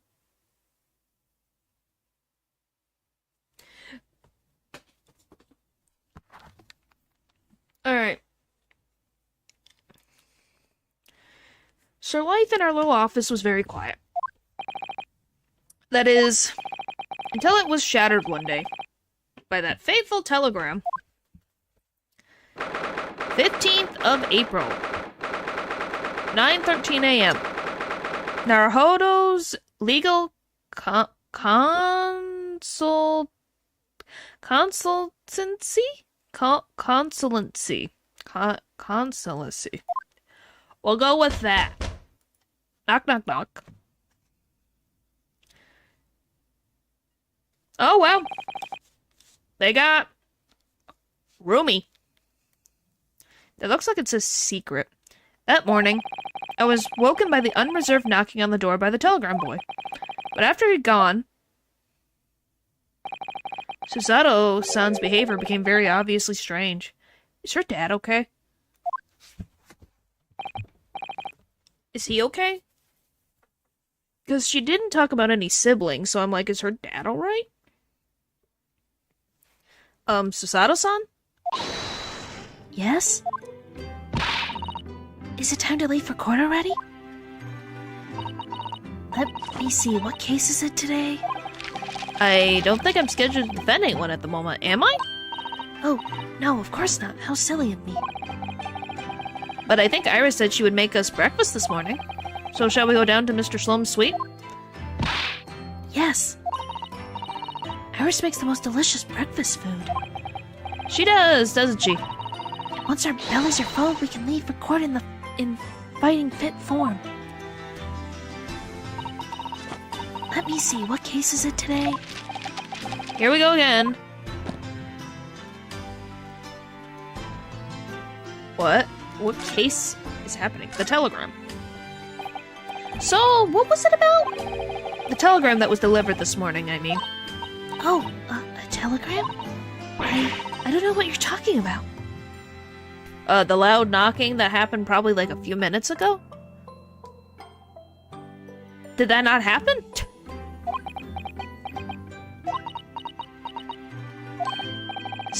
Sorry, but you're not gonna get away with that. Well, I didn't think I would. Okay. Actually, don't give it a moment's thought. It's nothing. Nothing interesting. Boring, in fact. Yeah, but you're hiding it makes me think it is actually something. Ahem. It was just a boring old telegram. That's 3 times now that she tried and failed to convince me it was nothing. I promise that I'll tell you about it at some point. Alright, I understand.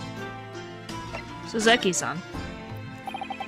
I suppose Suzeki will have arrived back in Japan by now, won't he?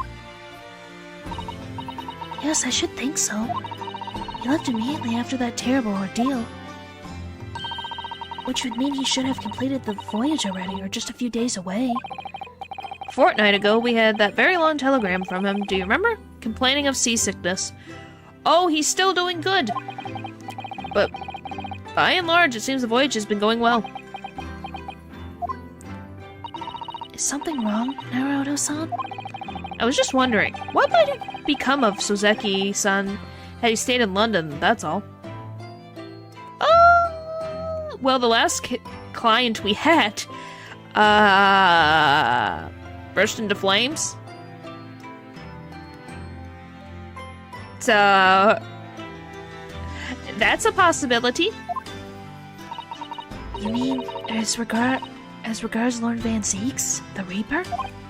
Yes, I can't help wondering if seasickness would have paled into significance in that case. Yeah, I don't know. The Reaper. What is it they say? That no one who stands in the dock can be saved from the Reaper, right? Oh, we're gonna talk about it now? Like the way that nightmare's trial ended on the very day we arrived in London. Yeah, that guy.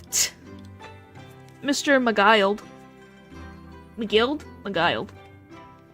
The guy with the tall hat. Even 2 months on, the cause of that dreadful fire is still a mystery. Yes, but at least Oseki-san is safe out of the country now. Presumably that means... That the curse of the Reaper can only take effect within the confines of the city of London, perhaps? Even if that's the case, it's a little comfort. I have a terrible sense of foreboding.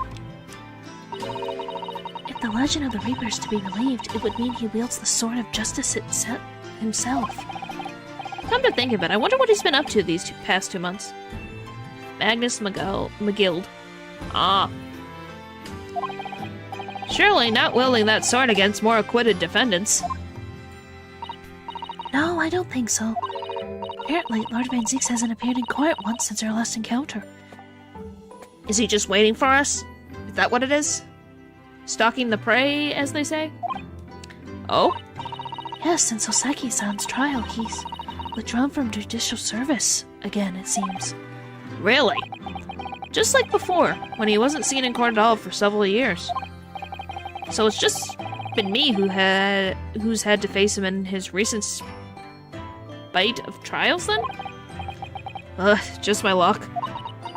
You're special. I wonder if luck doesn't come into it. Sorry? What was that? Oh, nothing. Never mind. Do you know something? Do you know something? Please say if you know something. If it's on purpose, there's gotta be a reason. Alright. I guess we'll go to the suite.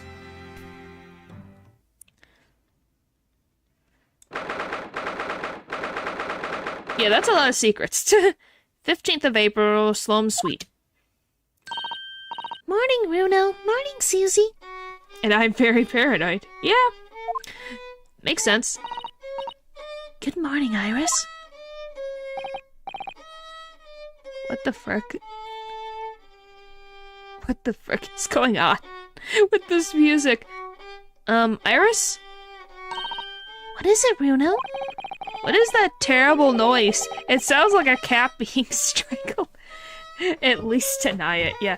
Wow, so it really is purposefully having that very off-key violin play. Ah, yes. You've noticed that, did you? He can't play the violin. Oh, boy. Hurley isn't in the best form this morning, it seems. You don't say. You don't say. Is known to play well, he thinks. Really? Sherlock Holmes played the violin? I didn't know that he played the violin. I'm learning more things about Sherlock Holmes.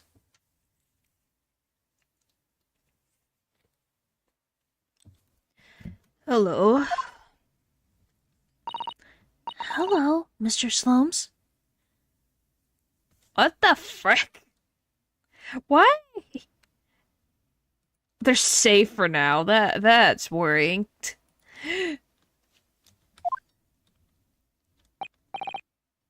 Oh, well, that's good. Good morning. What the frick? What the frick is happening? Are you okay?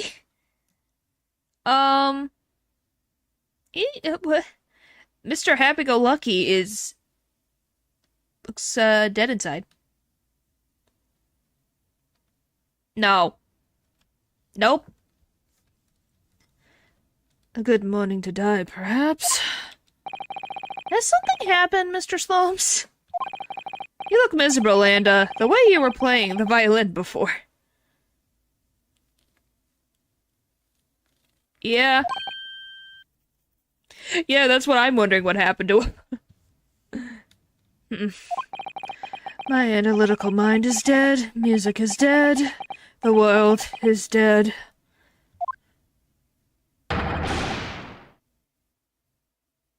Damn this blanched existence. I guess. That's all it is, my dear fellow. Nothing of consequence. I'm afraid I don't understand. Well, Iris, isn't it time we ate? Some dry toast and insipid coffee for me, if it's not too much trouble. There's a cat. Extremely bored without a case. Ah! So is that what this is? This is withdrawals from not being having a case? Oh, hello. Aww. Oh, look, it's... Wagahai? Wagahai? Good morning. Aw. That must be some sort of tiny door for cats to use. It's a doggy door, but yeah. Wagahai. Yeah, Wagahai. But how did it get here? There. We'll call them wag. Well then, everyone, time for breakfast. Oh, wonderful. Let me help you, Iris. It would indeed be a fine day to die. I love cheerful Iris over here. I'm not very happy right now. Please leave me alone. I want to be in a corner and just sulk.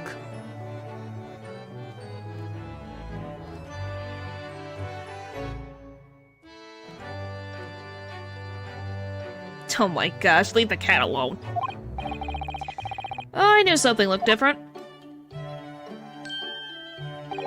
Something's missing from Mr. Sloane's desk. Free hands, but what they failed to recognize is the very costume it was born description of myself. Yeah, I guess so. He's still... Hi, buddy. What? You seem to be very unhappy this morning, Mr. Sloanes. What happened? It used to be the case that in my hands, this violin sung like the dawn chorus. Its mellowsoned tones would make flowers bloom. You can go get food. That is not Small Ren and not the horns on my head. Yes, he is very sad right now. It would? But now, the muses are unamused with me. The goddesses of music have thrown me over. Whatever do you mean, Mr. Sloanes? For hours I have bowed, for days even. Through the night I have endeavored to no avail. That sound, my tone, is lost. That brilliant, clear, unwavering tone. Gone forever. No more recitals of unbridled emotion. Well, you haven't been practicing much lately, have you, Hurley? Don't worry, I'm sure it will come back to you in time. Heed my words, Mr. Naruto. The goddesses of the arts are fickle. One day they bestow genius on a man, the next they unmercifully withdraw it. Oh, dear. Why is this happening to me? If they take the turn I have for the violin from me, what is left, for pity's sake? What is left?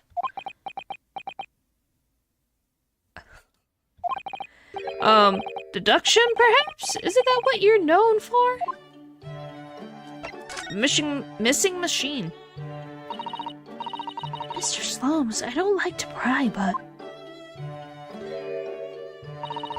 your desk looks rather empty today. Oh, well done, Miss Losato. The observation skills do you credit. Oh, no, Mr. Sloanes, they pale into significance when compared to yours. I mean, yeah. But to him, who knows? Who knows what's going on? I guess he's uninspired right now. You're struggling not to notice, wouldn't you? You mean Hurley's great analytics skill? That's at Wendy Banks now.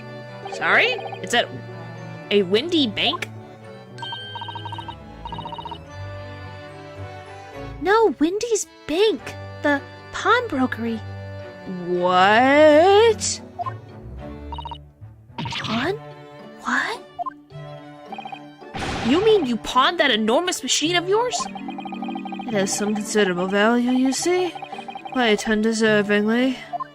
But isn't it a very important machine for your work? I do wish you had consulted us if your situation had become so desperate. I should have gladly passed what little income I have to you. Yeah, I guess. Dear madam, things are far from desperate. But the pawnbroker has your wonderful machine. How can it be anything but desperate? Making use of a pawnbrokery is quite ordinary here in London, I assure you. It is? It doesn't sound ordinary at all. It would seem that neither of you fully understand how pawnbroking works. Oh, what's to understand exactly? How pawnbroking works. What do you mean when you said we didn't fully understand how pawnbroking works? To the people of London, pawnbrokeries are akin to banks. Banks? On Mondays, merchants relinquish their finest jackets and trappings to their pawnbroker of choice. With the money they receive in return, they are able to trade happily through the week. And then on Saturdays they go to recover their things using the money they earned. Yeah, it is definitely a comedy right now. I had no idea. This has been a fascinating lesson for us. Everyone does it, you see, especially people in inner London. And should they have money to spare, they would purchase another fine jacket. Not to wear, obviously, but to pawn, should the need arise. Oh, how ingenious. So whenever we have something that's getting in the way, we leave it at Wendy's Bank, you see.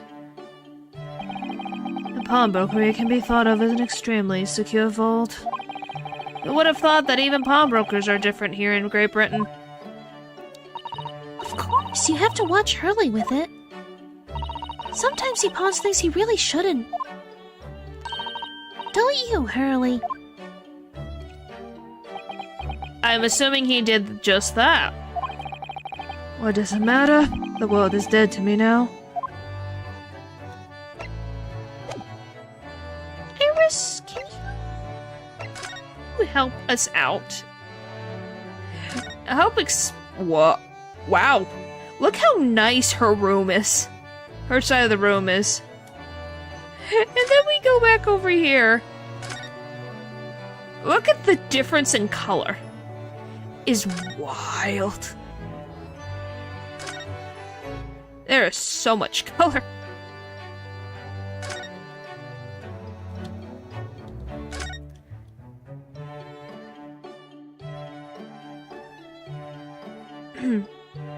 You like his side? They can change your life drastically. Yeah, that would probably help him. Mr. Natsume's cat seems to have settled into his new home then. Oh, yes, and I've become very attached to this little waggy. And the Cold Skull Strange books. But the sheer thing, they don't clean. Yep. It would appear his previous owners completely forgotten to him. Cats are unfailing creatures. Their mews are as empty as the hearts of the muses. Aww! Mr. Natsume had no intention of taking Waki back to Japan. I wonder why he kept him in the first place. I expect he would have taken him if he could. But pets are strictly forbidden aboard steamships in our experience. And for good reason. Things can happen if the rules of passage are not obeyed. Well, I don't mind, because Waggy is adorable. Aw. So cute. Yes, he really is. Oh yes, what about the door?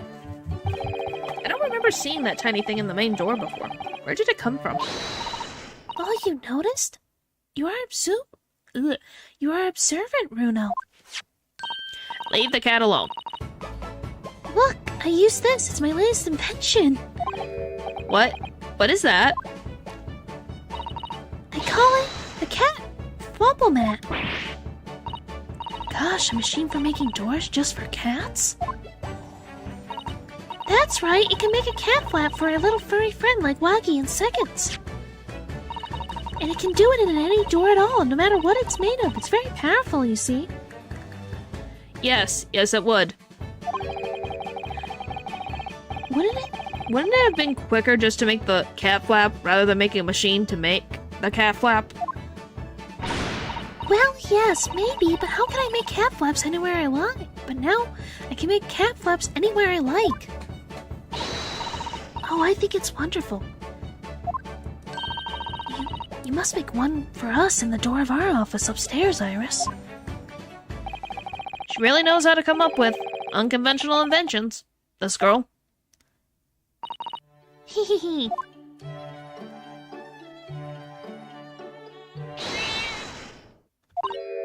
Oh, what was that? Wagahi? Wagashi? Wagahi?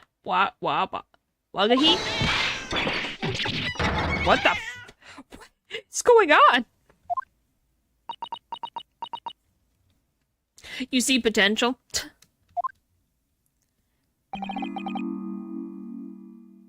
What was that? Oh no! Wagahi's tangled up in your violin! How the frick did the cat get stuck in the violin?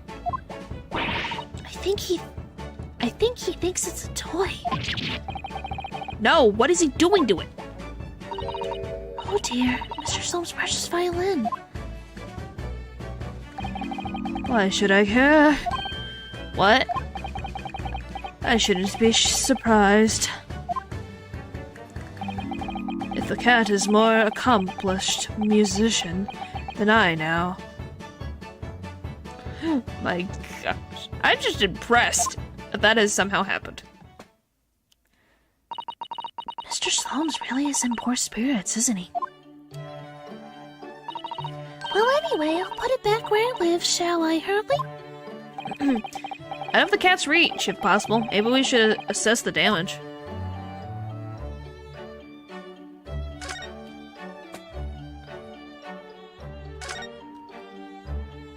It looks fine. Oh, just a string. So this is the violin, is it? It's a Stradivarius, one of the finest violins in the world, made by the renowned Italian luthier Antonio Stradivari. You know, violin chords were made of cat. What? No, I did not know that, and now I don't want to remember that. Oh, I see. It doesn't really look like anything special to me. I happened upon it covered in dust, languishing in a pawn shop down a nondescript back alley. I don't want to know. Nope. The broker had no idea of its value, so I was able to purchase it for a mere 55 shillings. How honorable of you. And until today, it has been my faithful companion in every great Piganian-inspired performance I've made. I ask you, is there a reason to live in a world devoid of music, to tolerate this blanched existence? No. There is none. Wow. Mr. Slomes. What, my dear madam, what? My thoughts are preoccupied with fantasies of releasing from this dull routine. Well, it's about the violin. It looks very different to normal, don't you think? What do you mean, Miss Susato? Oh, Susie's right. Yes, the tone of the wood is completely different. Did someone take his violin? And that's not all. I'm sure there was no crack here before. Lots of reasons. Wait, it's not even the right size, is it? What's this?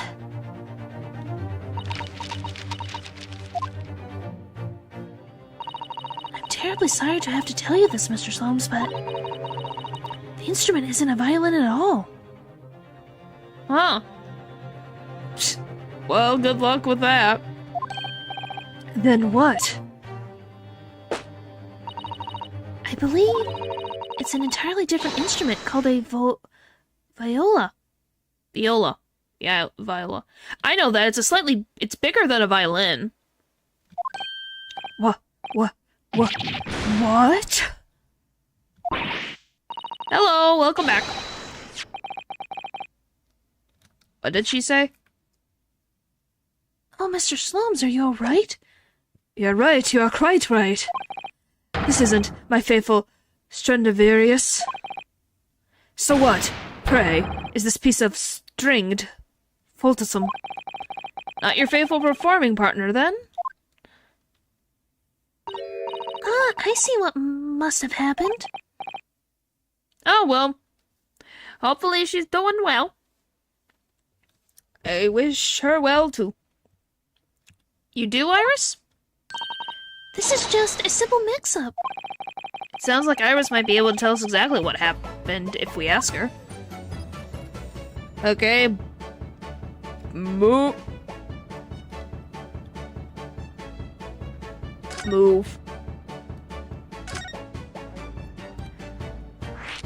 Mix-up. What did you mean by a mix-up, Iris?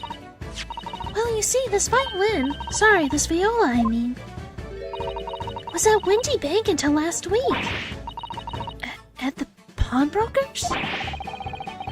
I'm Mr. Slome's beloved musical partner. So they gave him the wrong violin. They gave him the wrong instrument.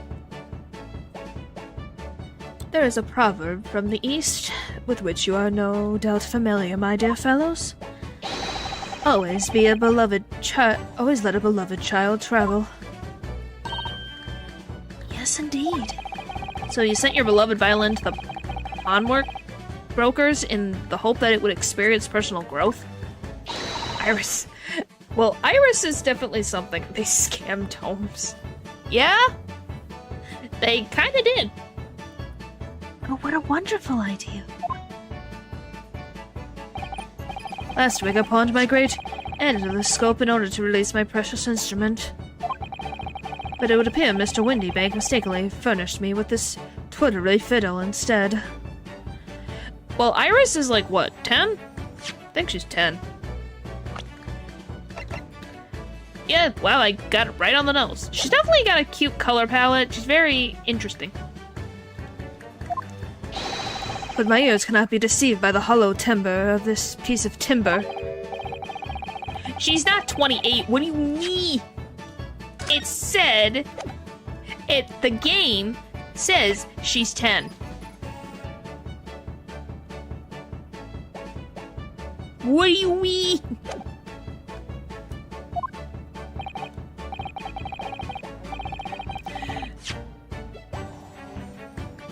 No, but your every sense was deceived by the fact that it had just strings. She didn't scam me. What do you mean?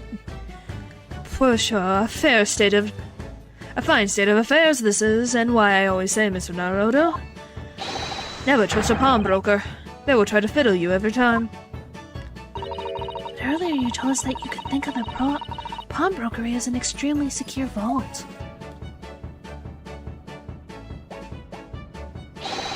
Come, Mr. Naruto. Dilly-dallying will get you nowhere. Sorry? Crunching your toast with that vacant aspect, pressing your coffee so obtusely. Are you not a little embarrassed by your own conduct, considering the urgency with which we are faced? You must visit Mr. Windy Bank's brokery at once. That's right, isn't it, Mr. Slomes? Amazing engineer, doctor, and a good cook while being English. Yeah. Slomes is not 13. He is not... That's not even close. Oh, not bad. He's 34. Precisely, Mr. Sato. Without a moment's delay. But I haven't finished my bacon and eggs. My dear fellow, surely you do not still intend to crunch your bacon with an increasingly vacant aspect to fess your eggs ever so obtusely. Yes, he is 34. It says he is 34.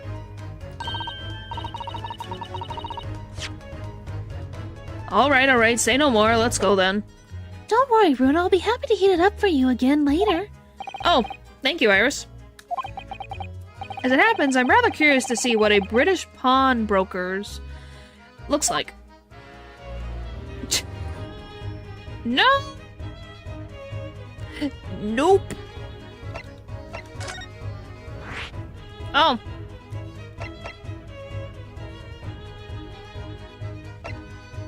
I guess we'll go here to then move to the other one.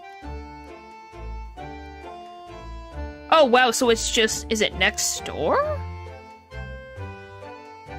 Huh. You look old. Eh. I guess that's a personal opinion. I'm over 800 years old. I don't know what to tell you.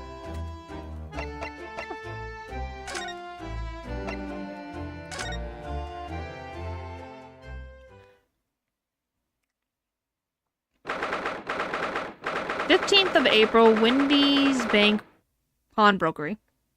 And I'm 60. Good for you! There's a lot of clocks here. So this is a British pawnbrokery.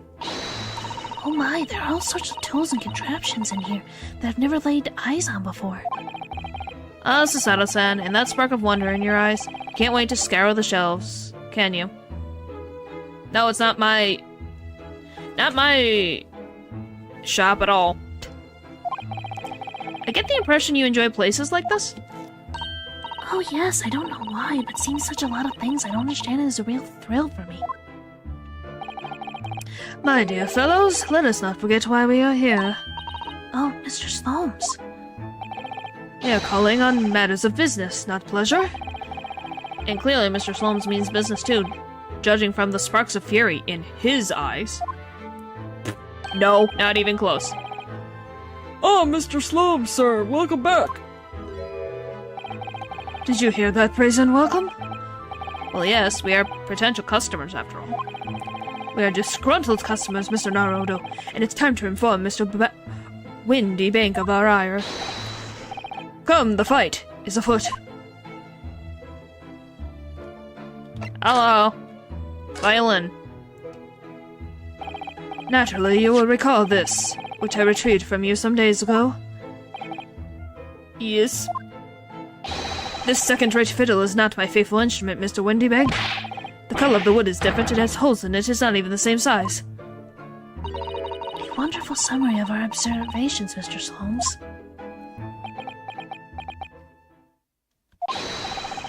I'm so very sorry, sir. How utterly unforgivable of me. An inexcusable mistake for a pawnbroker. There's only one way to make amends.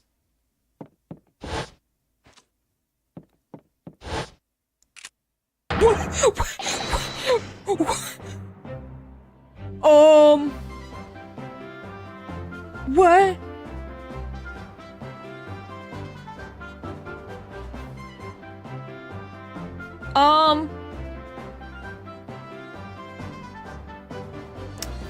Calm down. Calm down. That's, extreme.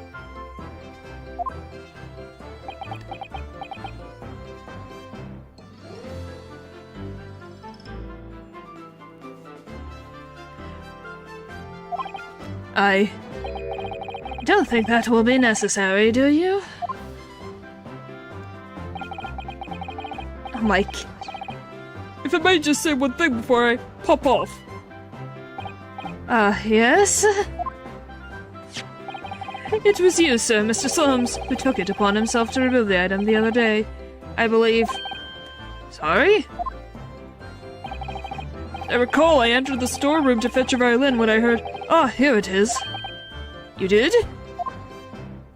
No, that's a pawnbroker that I think is very stressed. When I turned to convert to you, you had taken the viola and left, sir. However, there can be no doubt that the blame lies firmly at my door for allowing you to leave. So I shall grumble or gross any longer. May this guilt die with me. No, no, no, my dear fellow, this fault is mine.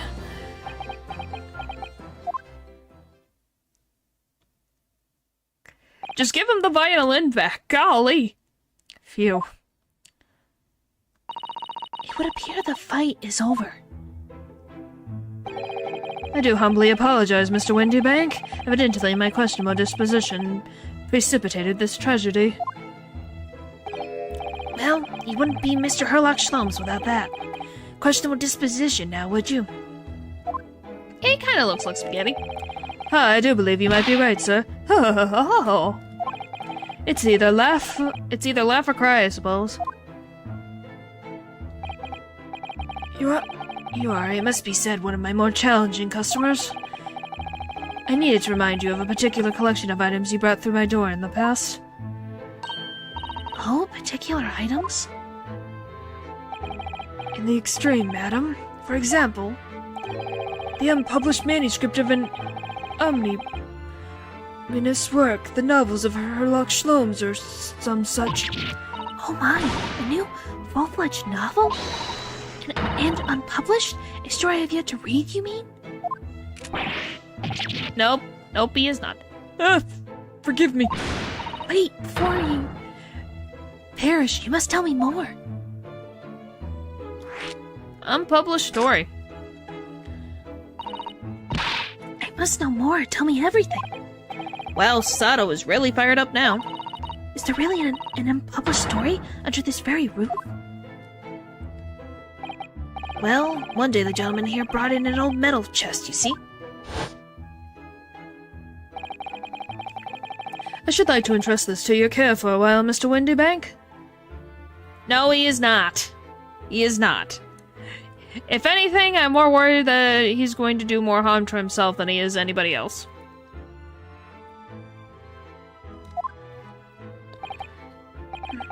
For a chest like that, 1 shilling, sir. Not a farthing more. It houses something of very great value indeed. The latest manuscript, recounting the adventures of Sherlock Holmes. Sholmes. Yes, I am positive. I beg your pardon? A manuscript? You wish to deposit a manuscript? Indeed I do, for I am confident it will be quite safe here. Why would Iris have it be put here, of all things? And that was that. And such, Mr. Sloane's latest tale of otherworldly mystery lies dormant in my storeroom. Mr. Sloames, is that really true? I do sense that someone doesn't want to talk about this. I shall continue to pay your fee, do I not? Then kindly continue to store my belongings. Securely. Of course, sir. Of course. You're safe and sound with me, I assure you. On my life. This is all very strange.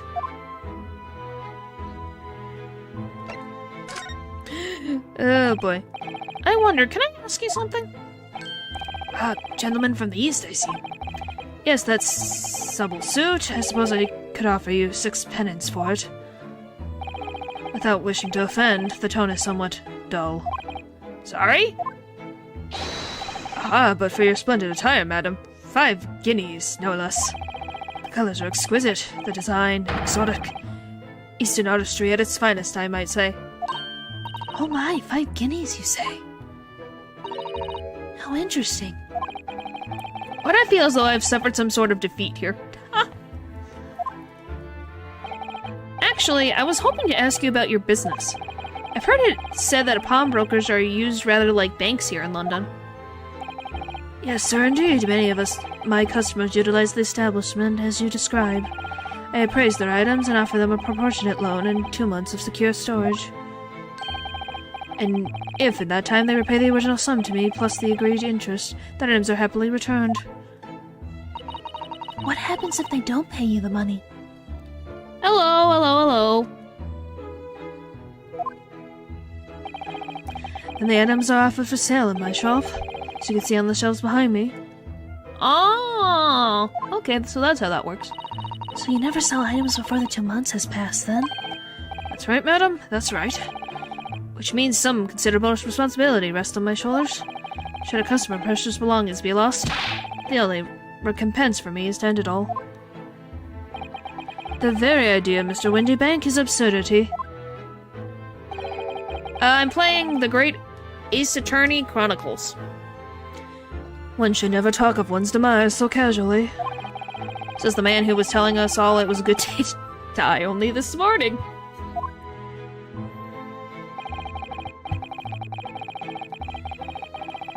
And let us not forget that I have already helped you take measures to ensure such a tragedy never occurs.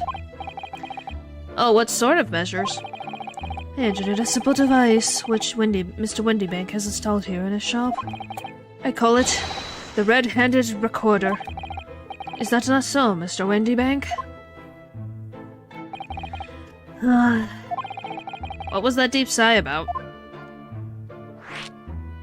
The Red-Handed Recorder. What on earth is a Red-Handed Recorder? No, this is a Ace Attorney game, so... Not really fights, more of like fights with words and logic. Use your eyes, my dear fellow. There are two just below the ceiling. Huh?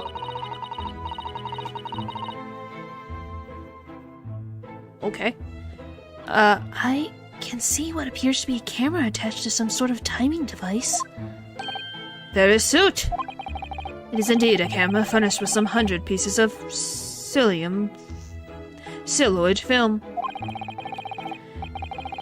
And every 30 minutes precisely the camera automatically records the appearance of this shop.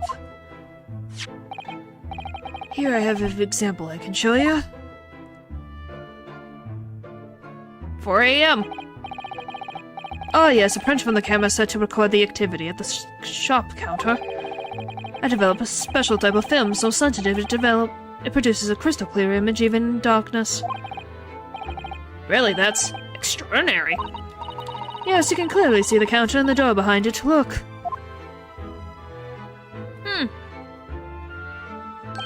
Well, that's cool. So you see, were someone to enter the premises with ill intent, his identity would be surely exposed. But did you not say that the photographic prints were taken at 30-minute intervals? Indeed, as you say, my dear madam. Then what if the incident were to occur in between times? One could only say that would be a cruel twist of fate. I must confess your device has been giving me some cause for distress of late. I beg your pardon, Mr. Windybank? Surely they are anything but distressing. Reassuring is the word. It's the cost of the film, sir. You most graciously placed not one, but 2 cameras in the shop, after all. Which means I must pay for 100 utterly useless prints every single day. I'm afraid the cost of film will break me before I'm very much old.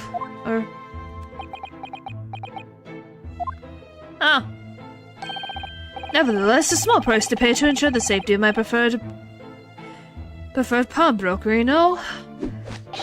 My dear fellows, we are on a verge... Golly. My dear fellows, we verge on an age where safety and security come at a price. Oh, heavens help us. I like Pokemon. Pokemon's my favorite. RPG games in general. Bum, bum, bum, bum, bum. Now then, Mr. Slomes, allow me to return your precious violin. Oh, the very thing. Thank you, Mr. Windybank. Perhaps this might mark the end of the particular items you tried to pop, Because if anything were to happen to the one of them, this would be the only answer.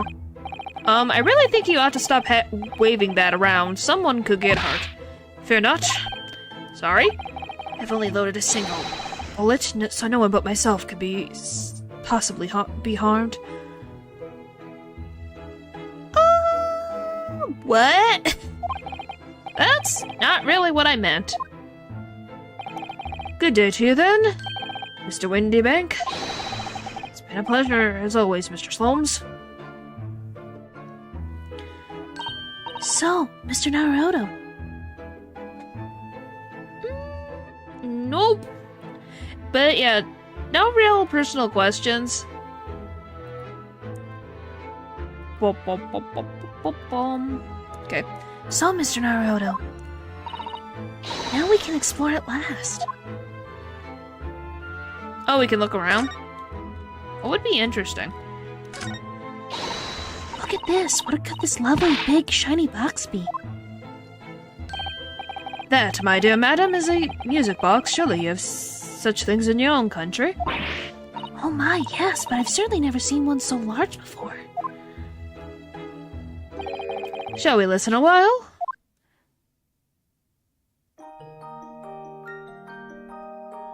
Sounds like a music box. What a sublime sound. It's like the music of angels. I've never heard anything like it before in my life. Anyway, it's fine. I already said the warning. It's not a big deal. This particular specimen is of large variety, commonly found in public houses and restaurants. Oh, it reminds you of something? There is a metal disc inside on which the notes to be played are recorded. Simply by replacing the disc with another, any music you care to imagine can be played. My goodness, what a simply delightful machine. Indeed, though their popularity has waned recently with the development of the gramophone, of course.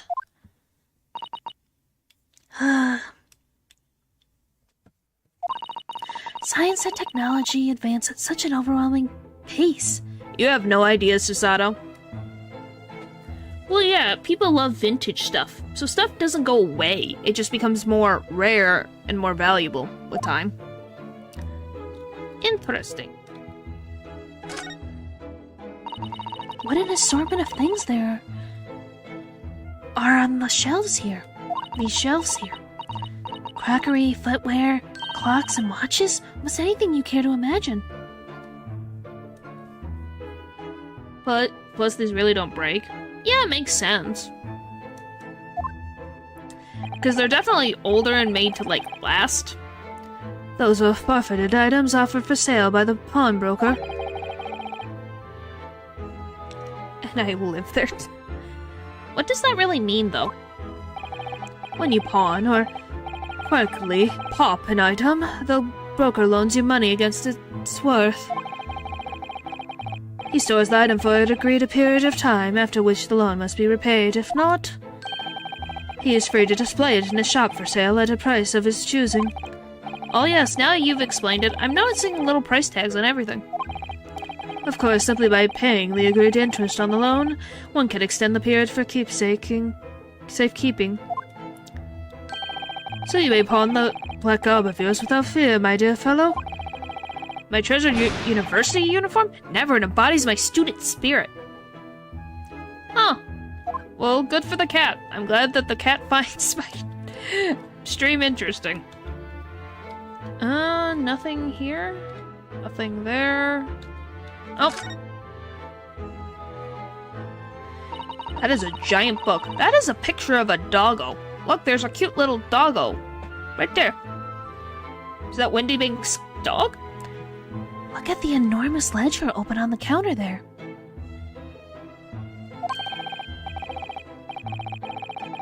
Mr. Windybank, if nothing else, very particular about recording the items he accepts. He'd have to be, otherwise he'd get himself into all sorts of trouble. Well, that's cool.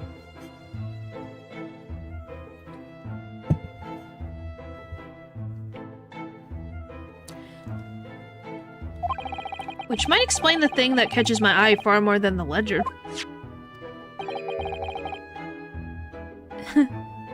This item here.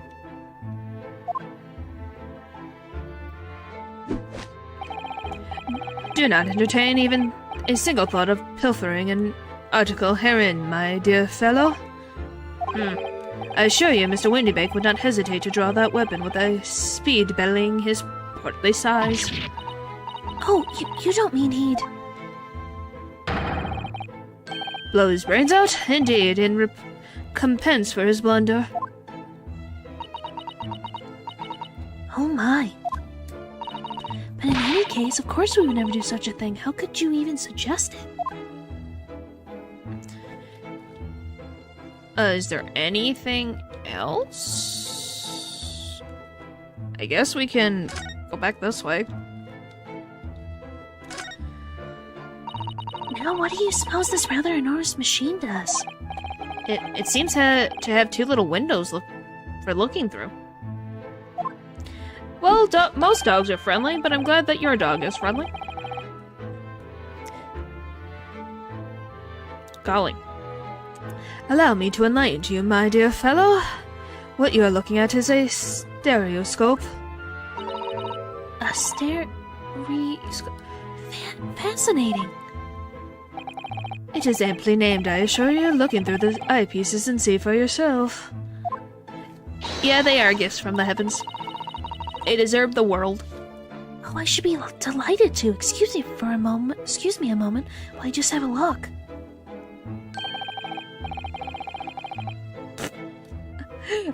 What a weird thing for a dog to say. Just before you do, there's something I should point out. My dear fellows, in order to see the image properly, stereoscopically, as it were, you will need to be cross-eyed. However, if that is beyond you, it is of little consequence today. Alright then, I'm going to try it. Well, good for your dog. Maybe your dog can meet Scooby-Doo. Ah! Mr. Naruto, you must see at once. Oh, alright then. So I need to be cross-eyed? Like I'm trying to look at my own nose.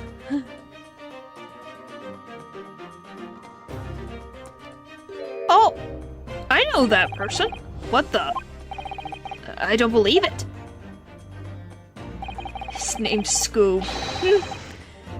It's just a photographic print, but it seems like you could reach out and touch it. Yes, the sense of depth is startling, is it not? Stereoscopes are one of London's many fads. They're often found in little stalls in the park, people queuing for hours to see them. Why? Why are people meddling with such black magic? It's no magic, my dear madam. It's, well... You have a lot of pets, I see. Far too complicated to explain at present. We shall save this lesson for another day. Oh.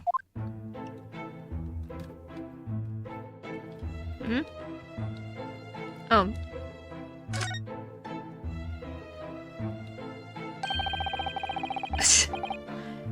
That's not a calendar you could easily miss, is it?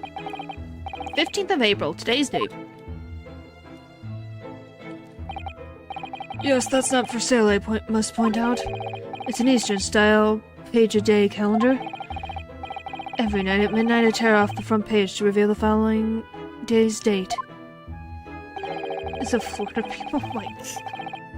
Alright. The perfect calendar for a tearaway fellow such as yourself, Mr. Windybank. And who was it who walked out of here with the wrong violin before? Well, when the agreed storage period has passed without repayment, articles are forfeited, as you see, so I have to keep a close eye on the date. It's something of a pawnbroker's obsession, you might say.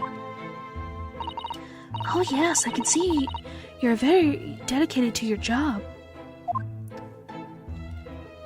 Alright, the door, I guess. How many animals do you have? 3 globes of gold. Is that some sort of charm? Dear me, have you not seen that sign before? No, never. The 3 gold balls are, in Great Britain at least, the universal sign of a pawnbrokery. There are more than 700 such establishments in the capital, all showing the same sign. You have 80. Why so many? My father, this... Oh my god. What the frick? I guess so, if that's how you want to see them. Oh, I see. I had not imagined your ignorance was so profound. You have it too.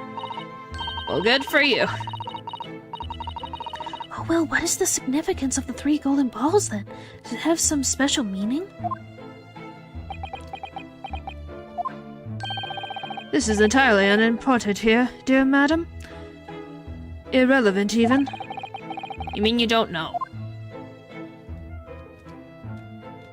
I was wondering what this was.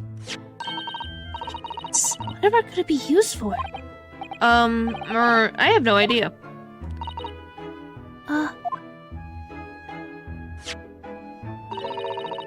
There's a small catch just here, look.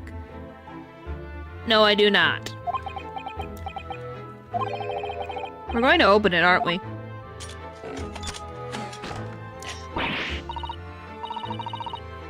Oh my, that's amazing. It has some sort of spring-loaded mechanism. Which will never manage to put it back to the way it was before. What are you two doing? What? Us? Nothing. No, nothing at all. Whatever this device is, it seems to have a pair of little windows to look through. I feel as though I've seen something rather similar to this elsewhere. What? Only top it for it? That ain't fair, you know it. You always jump in backyard, huh? The article's barely worth a penny. The article's worth a penny, miss. I can't offer more. Sounds like there's an argument brewing over there by the counter. Come on, that can't be right. Have you ever added a proper butcher at it? I've seen all I need to see, young girl. Oh, hi, you. Wait, don't we know? I'm sure I recognize her. Oh yes, it's the young lady from Mr. McGill's trial 2 months ago. Her name is Gina Lestra, my lord. She's a chancer, earns her trust among large crowds, relieving people of their purses. What is happening? What's commonly called a pickpocket? What's commonly called a pickpocket? Oh boy.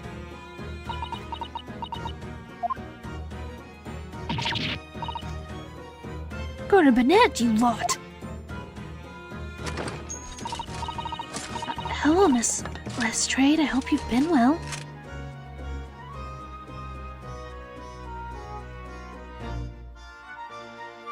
I am from the US of A.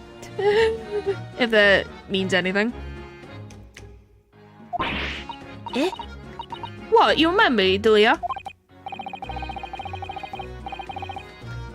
Well, I remember being completely surrounded by smoke, that's for sure. So, what are you doing here? Down and out like the rest of us. Nothing to eat.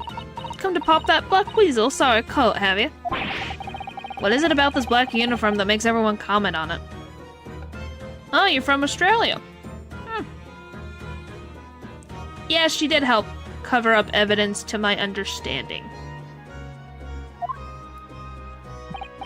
Oh, good day, unless I'm much mistaken.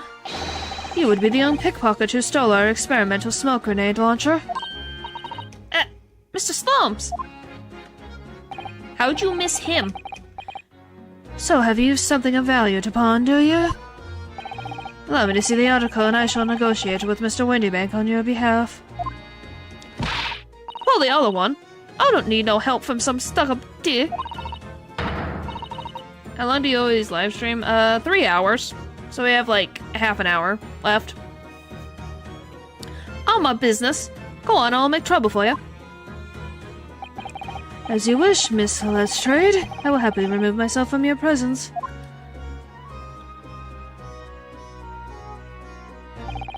He's really done it. He's gone.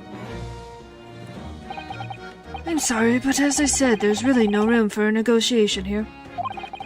Wow. Good for you, I can't do that long. Nope. What's that thing he has in his hand? Some kind of metal disc? And you, go on. Leave me alone. Oh, Miss Lestrade, just pretend we aren't here. You shan't be offended in the slightest. Sato-san can really stand her ground when she wants to. Whatever. Wow.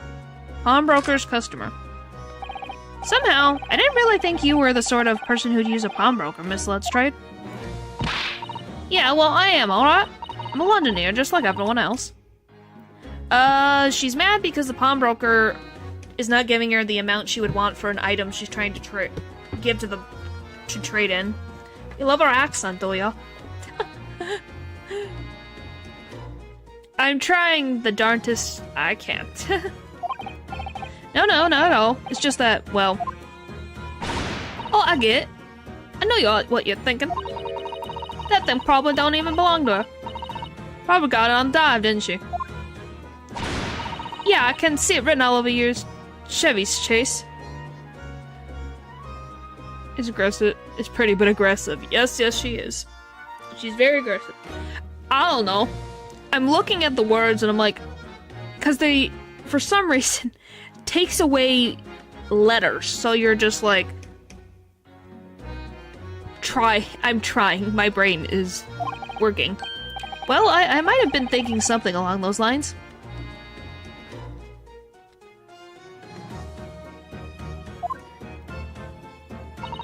You're not going to deny it, Mr. Naruto? Alright then, I'm just going to come out and ask you straight. Do you pawn things that you steal from other people? Well, I don't know. I don't know best to answer that, really. Suppose sometimes. Ugh. You're not gonna deny it either, Miss Let's Trade? But not this time, alright? I swear. This thing belongs to me. The disc that Mr. Windybank is holding. Perhaps we should see what he has to say about all this.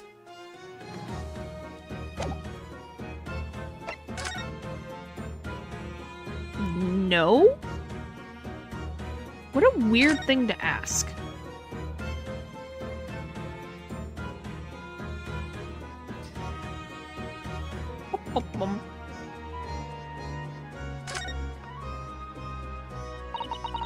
Mr. Windybank, what exactly is this metal disc that Miss Let's Trade has brought in? It seems to have hundreds of tiny little bumps on its surface.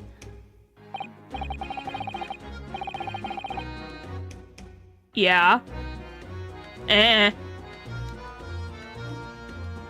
This is just my human form, man. It's just how it is.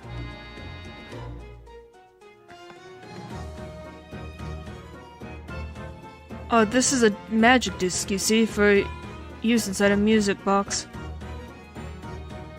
Well, have a good night. Sleep well. In a music box? What? You don't even know what a music box is? Sis, you Eastern lot ain't too savvy, eh? I know what a music box is, I've just never seen one of those discs before. The small protrusions on the metal disc encode the tune to be played by the music box. You simply insert the disc and set the machine going, and beautiful music plays. No. If anything, it's a slight difference in color, I would say. Like a different shading. It's not really a skinwalker.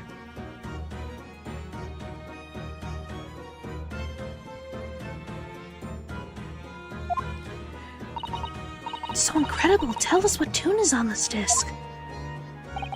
Well, I'm afraid I couldn't tell you that.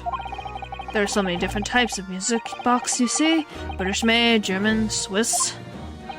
I have no way of knowing which particular machine this disc was made for. Ah, I see.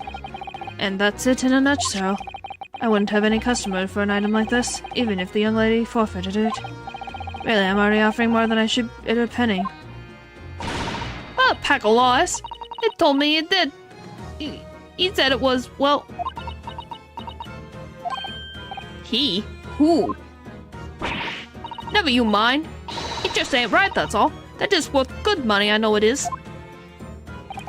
Well then, You'll have to try your luck at another pawnbroker's, won't you? Ah. Okay, Gina, let's trade. She's been in before, of course, this little tatterdemlin. I see. And brought some dubious article or other with her every single time, I might add. Dubious? What are you trying to say? I'm honest customer, me. So, is there something dubious about the disc she brought in today? Well, if only it were that simple. Sorry? What do you mean? What she actually brought in was a storage ticket. Ah, a storage ticket. So, Miss Lestray has actually come to redeem an article from you today, is that right? Yeah, that's right. A girl like me is a lot of stuff what needs stored. Alright, yes, that's definitely dubious. The article in question would have been forfeited at midnight tonight, but as she gave me the ticket for it and repaid both the loan and the interest, I was obliged to return the article to her. But what was the article? Do tell us, Mr. Windybank.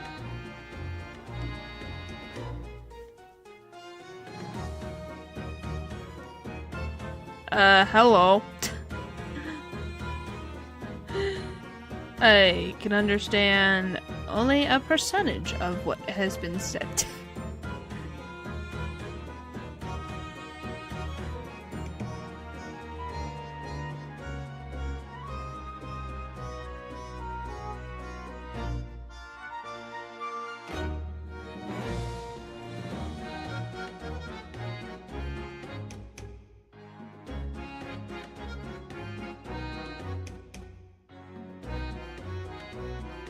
Golly.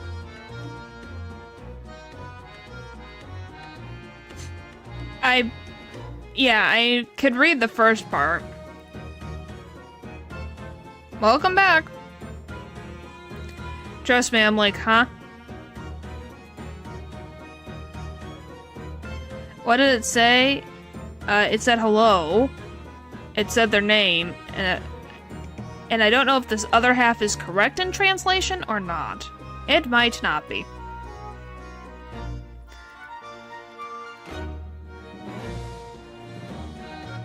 Oh, hello. Well, I'm not surprised. What did you expect?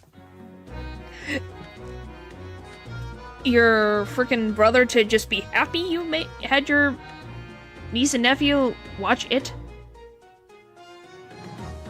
You have no regrets. I'm not surprised. Why are you like... really you are cat-like behavior, I guess.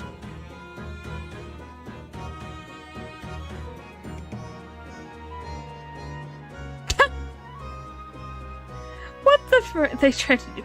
Oh my gosh. We're not having this argument today.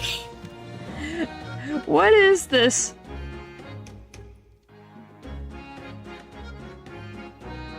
I'm not- nope. Nope, that's over in the corner over there. Not dealing with it. I would do- what the frick?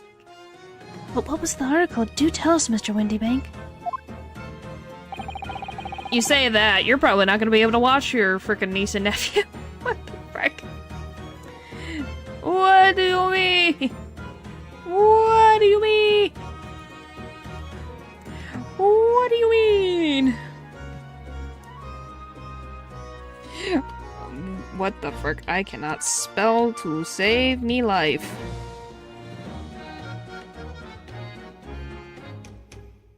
Oh, well, thank you.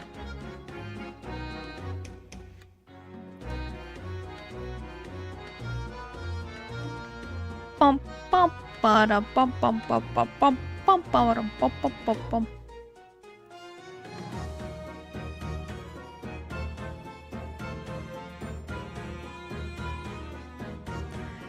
Oh my gosh. You say that.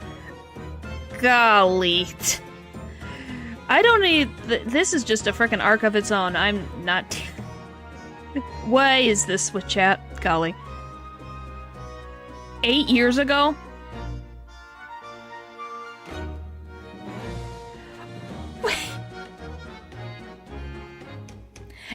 appears. Why would it...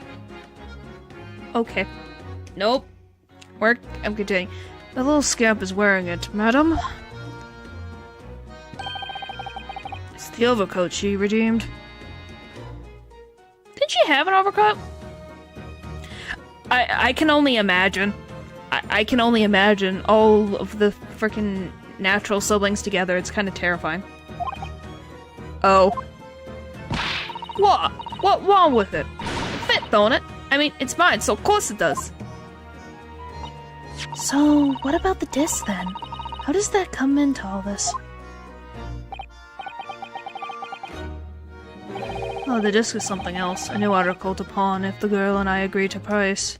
To a price. I can't English to save me life.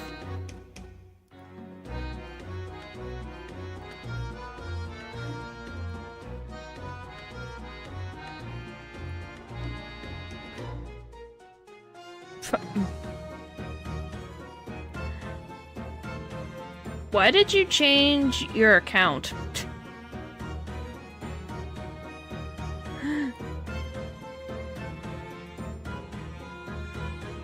Quite different. I'm just gonna say, why did you change your account? Merlin.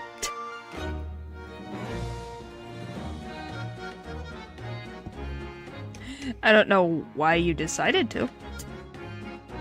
Very strange thing to do.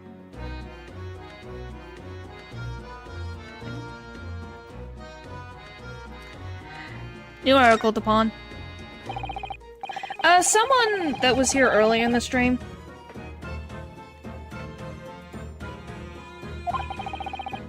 Frick.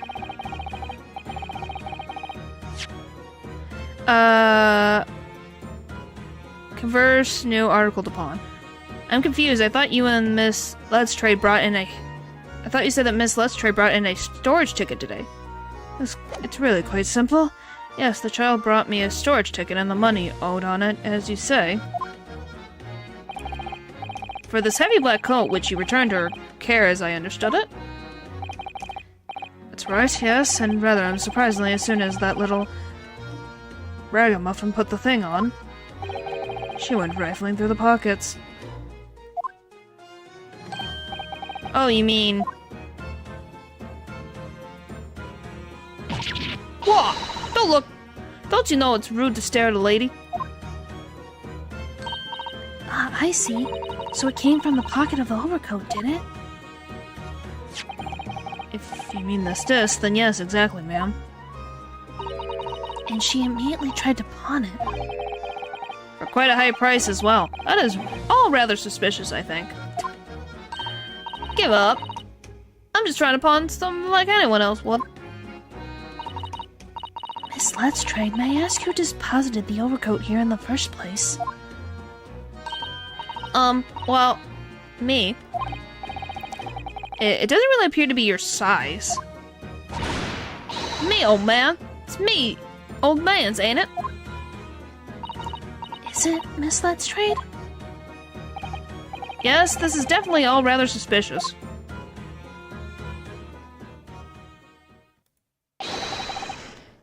Out of my way, please.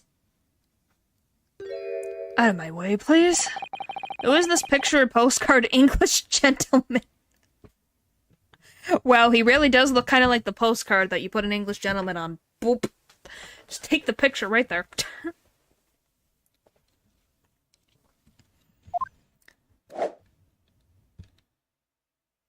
My gosh. Good day to you, ladies. Gentlemen. Yep. What a problem, eh? It's not Shloms, what do you mean? There's no problem as long as you remove yourself. I have matter to discuss with the proprietor. Yes, it is the thumbnail man. And if you intend to make a problem of it, I shall see you outside, little girl, for the hiding you deserve. Well, ain't obvious. I ain't done nothing well than it yet. If you think you're a gent, you should know how to wait in line. Well, you are an impudent little brat, aren't you? As well as a pickpocket. Eh? Who are you? How do you know who I am? How do you know who I am? Golly. Ugh. The question is, how do you not know who I am? You haven't the courtesy even to rub the face of your victims, it seems. What? You mean from you? Broker? Yes, sir? I believe this filthy pocket thief has just redeemed an article from you, no? Yes, the article in question belongs to me. I demand for it to be returned at once. She got a heart accident. Yes, she has it. It's very difficult.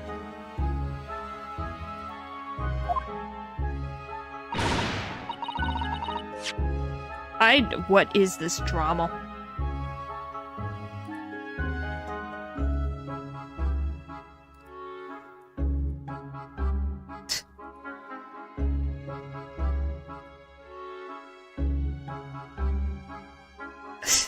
Well, it's a different account from my seeing, but who knows?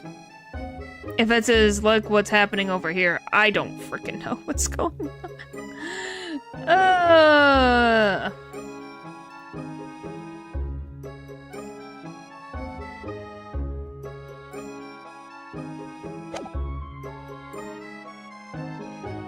Now that's a lot. What you trying to pull?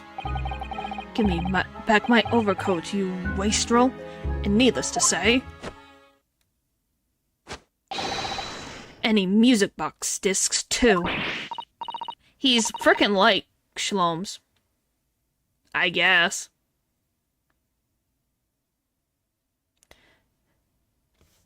What are you doing? What are you saying, Dylan? No, you can't have it. You just can't.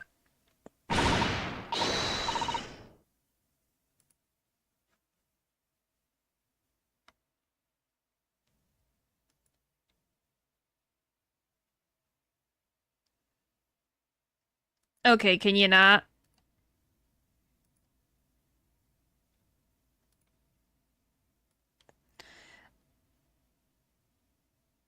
I don't know either. I don't know.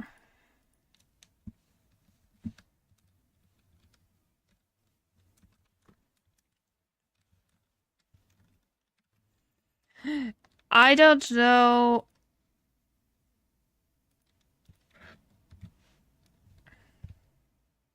Stream has been strange. I think that's an understatement.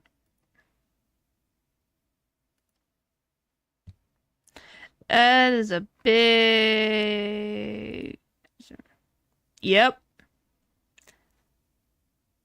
It's me, old man's, or it was, now it's mine.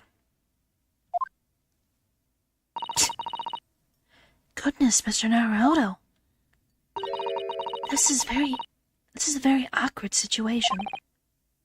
Yes. Perhaps we should hear both sides of the story in a little more detail.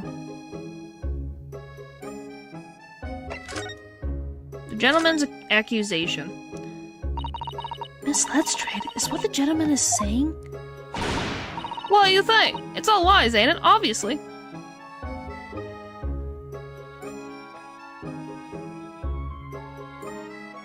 No, we're not really arguing about anything.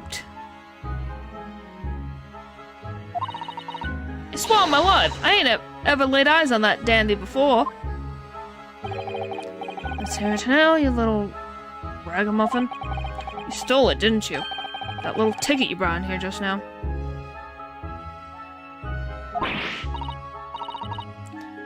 No, I swear. I swear.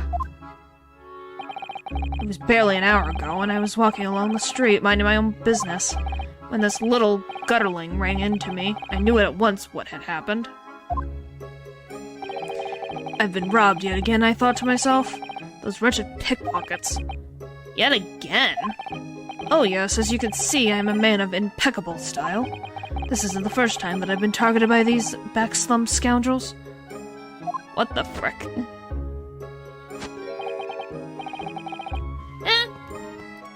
I'm probably very ordinary compared to other people on the internet. Now then, relinquish my overcoat. Ugh. Come along now, miss. Let's try to give the good gentleman his coat back. If you're going to cause trouble, I shall have no choice but to call the police. Hold on. Why everyone think it's me? Just look at the standard dog. Cove. Don't you think I'm the... And you think I'm the doggy one? I'm a peanut. That's probably very accurate. I'm sorry, but no one's going to believe you. Well, what about evidence? Yeah. Where's your evidence that I stole something there? Come on, let's see it. Oh, I have evidence, naturally. You what?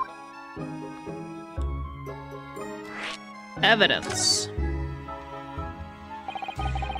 Evidence that the article Miss Let's Trade redeem actually belongs to this gentleman. Of course, we need only to consult Mr. Windybank's ledger to know the truth. We'll be able to look up the name of the person who deposited the article in the first place. Yes, brilliant. I'm very sorry, but I'm afraid that won't be possible. Oh,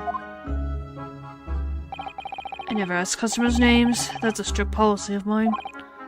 But why not? Well, now, as you can imagine, some of my customers have circumstances to consider. A great many of them prefer to maintain their anonymity. Yeah, he has a nice design. Yes, I see.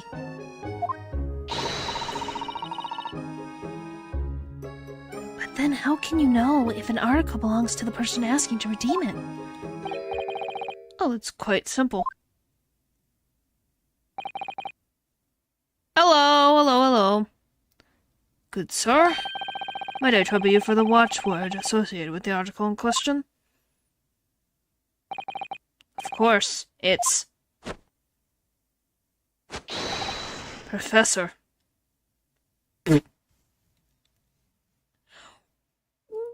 Wow! Team Rocket. He has like a Team Rocket style.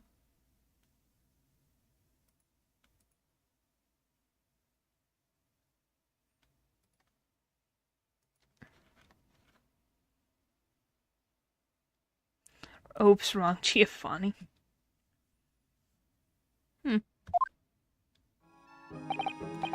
Yes, that's right. And all the evidence we need. This gentleman is the rightful owner of the article, without doubt. A watchword? Interesting. Watchwords. So about these watchwords, Mr. Windybank. As I just explained, I've never asked customers' names when they deposit items with me. That's zesty enough. There are many reasons why certain customers would need to keep their activities secret.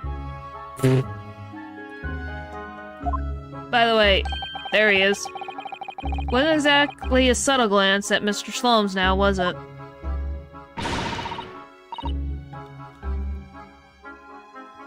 We're just playing a great Ace Attorney Chronicles.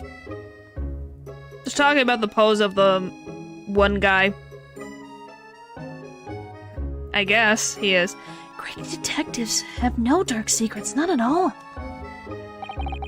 Yes, well, anyway, that's why I always ask for a watchword whenever I accept a new article. In many ways, it's like the secret combination of numbers used to unlock a vault. The date of deposit, a description, and a watchword uniquely identify each item. And of course, then I give the storage ticket to the customer. When someone comes to redeem something, I ask for the ticket and the watchword. And if that someone tells you the correct watchword, you return the article? That's right, sir. Yes, as soon as the relinquished fee is paid. And I have supplied you with the information you require already. But for the avoidance of doubt, the article in question is an overcoat, deposited 2 months ago on the 15th of February. With a watchword of Professor.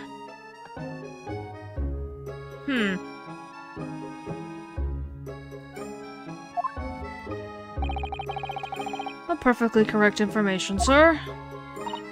But what? Really, this is beyond a joke now, and there's no further room for doubt. Ugh. I don't know how you'd be familiar, but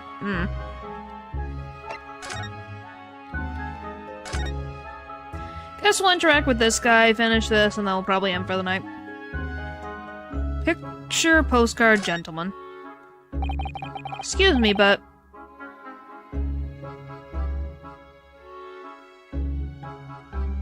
Are you Dylan?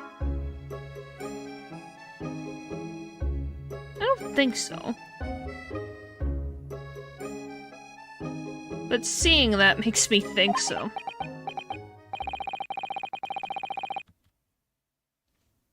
No, he's not. Okay, I'm like... It's doing the frickin' cat thing. Golly. Excuse me, but who are you? Not skinwalking today. One would expect the inquirer to introduce himself first. Though clearly you are not British, so perhaps our ways are foreign to you. Cat invasion, golly. Oh, sorry, yes, we're from the Empire of Japan. We're studying here. Oh yes, Japan. I hear talk of the place.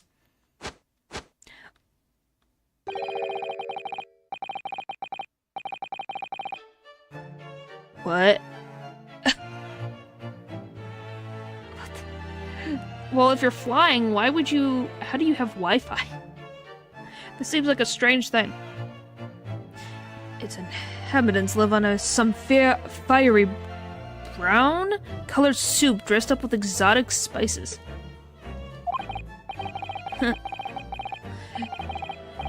You might be thinking of somewhere else. And what's with that theoretical gesticulation about? Perhaps, anyway, if you're a gentleman, sir, you offering your own name first before inquiring after the name of another. Of course, yes. I'm Ryunosuke Naruto. I'm a lawyer. Well, a student of law, really. My name is Susato Mikatoba. I'm Mr. Naruto's assistant. I see. My name is Benedict. Yes. Eggert Benedict. What do you mean?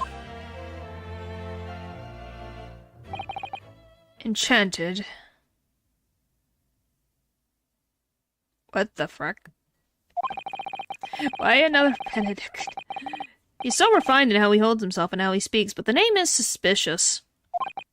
Now, to the matter at hand. My overcoat, return it at once to someone with the style to carry it off. Yep. Oh, he's French. Oh, no.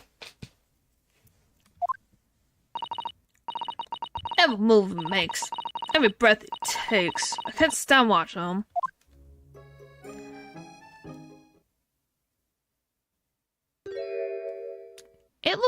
It fits. So let that be the end to the matter. And thank you for your custom, Mr. Egbert Benedict, sir. With such reasonable rates of interest, I may even decide to come back. Wi-Fi from home?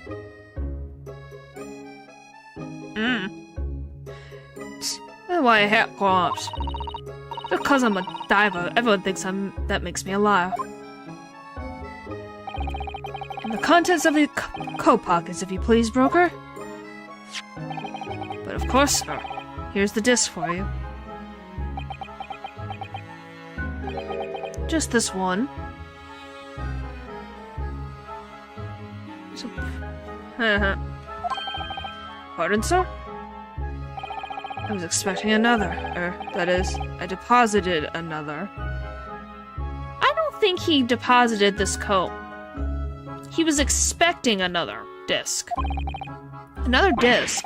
Oh dear. I regret to inform you, sir, that was what was deposited with me, merely the overcoat. The disc happened to be in one of the pockets, but I was completely unaware of it until now. So, Gutterling, you're hiding one of what's rightfully mine, are you? Sahue! I don't know nothing about it. Very well. Then I shall bid you farewell. Well, good luck getting to the moon. Say goodbye to style. Wait a minute. That disc is mine. What do you think you're doing, you little tramp? You've drawn blood, you filthy animal. Oh my! Yes, there's blood on the disc. It's because of all those sharp little bumps. That man must have scratched his finger on them. My gosh. Found it first, alright? I mean it, it belonged to me old man. So you're not having it. Well, you take it. Me? If I ought to hang on it, they ought to have it off me again. So you keep hold of it. Miss, let's trade. Why is this disc so important to her? Metal disc used to play music in a mechanical music box. This piece of music, which remains unidentified, is stored on the disc by means of small protrusions. You there, in the black livery. Hand that disc to me at once, please. No, don't! He's lying! Grown-ups are all liars. Ugh, what do I do now? How am I supposed to resolve this? Wow. Alright. So I think that's where I'm gonna end it tonight, because that's a pretty interesting spot to end. Who was telling the truth? Who was lying? We're gonna find out the next time we play this game. Because, I don't think she's lying. Because he said that he expected 2 discs. Why did he expect? He would be like, oh, I dropped off 2 discs. Yep, tomorrow's ZZZ. Okay. But yeah, tomorrow is Zenless Zone 0, so I'll see you guys then. Thank you for watching, and I'll see you guys next time. Yeah, we'll see if that even happens. Alright, bye!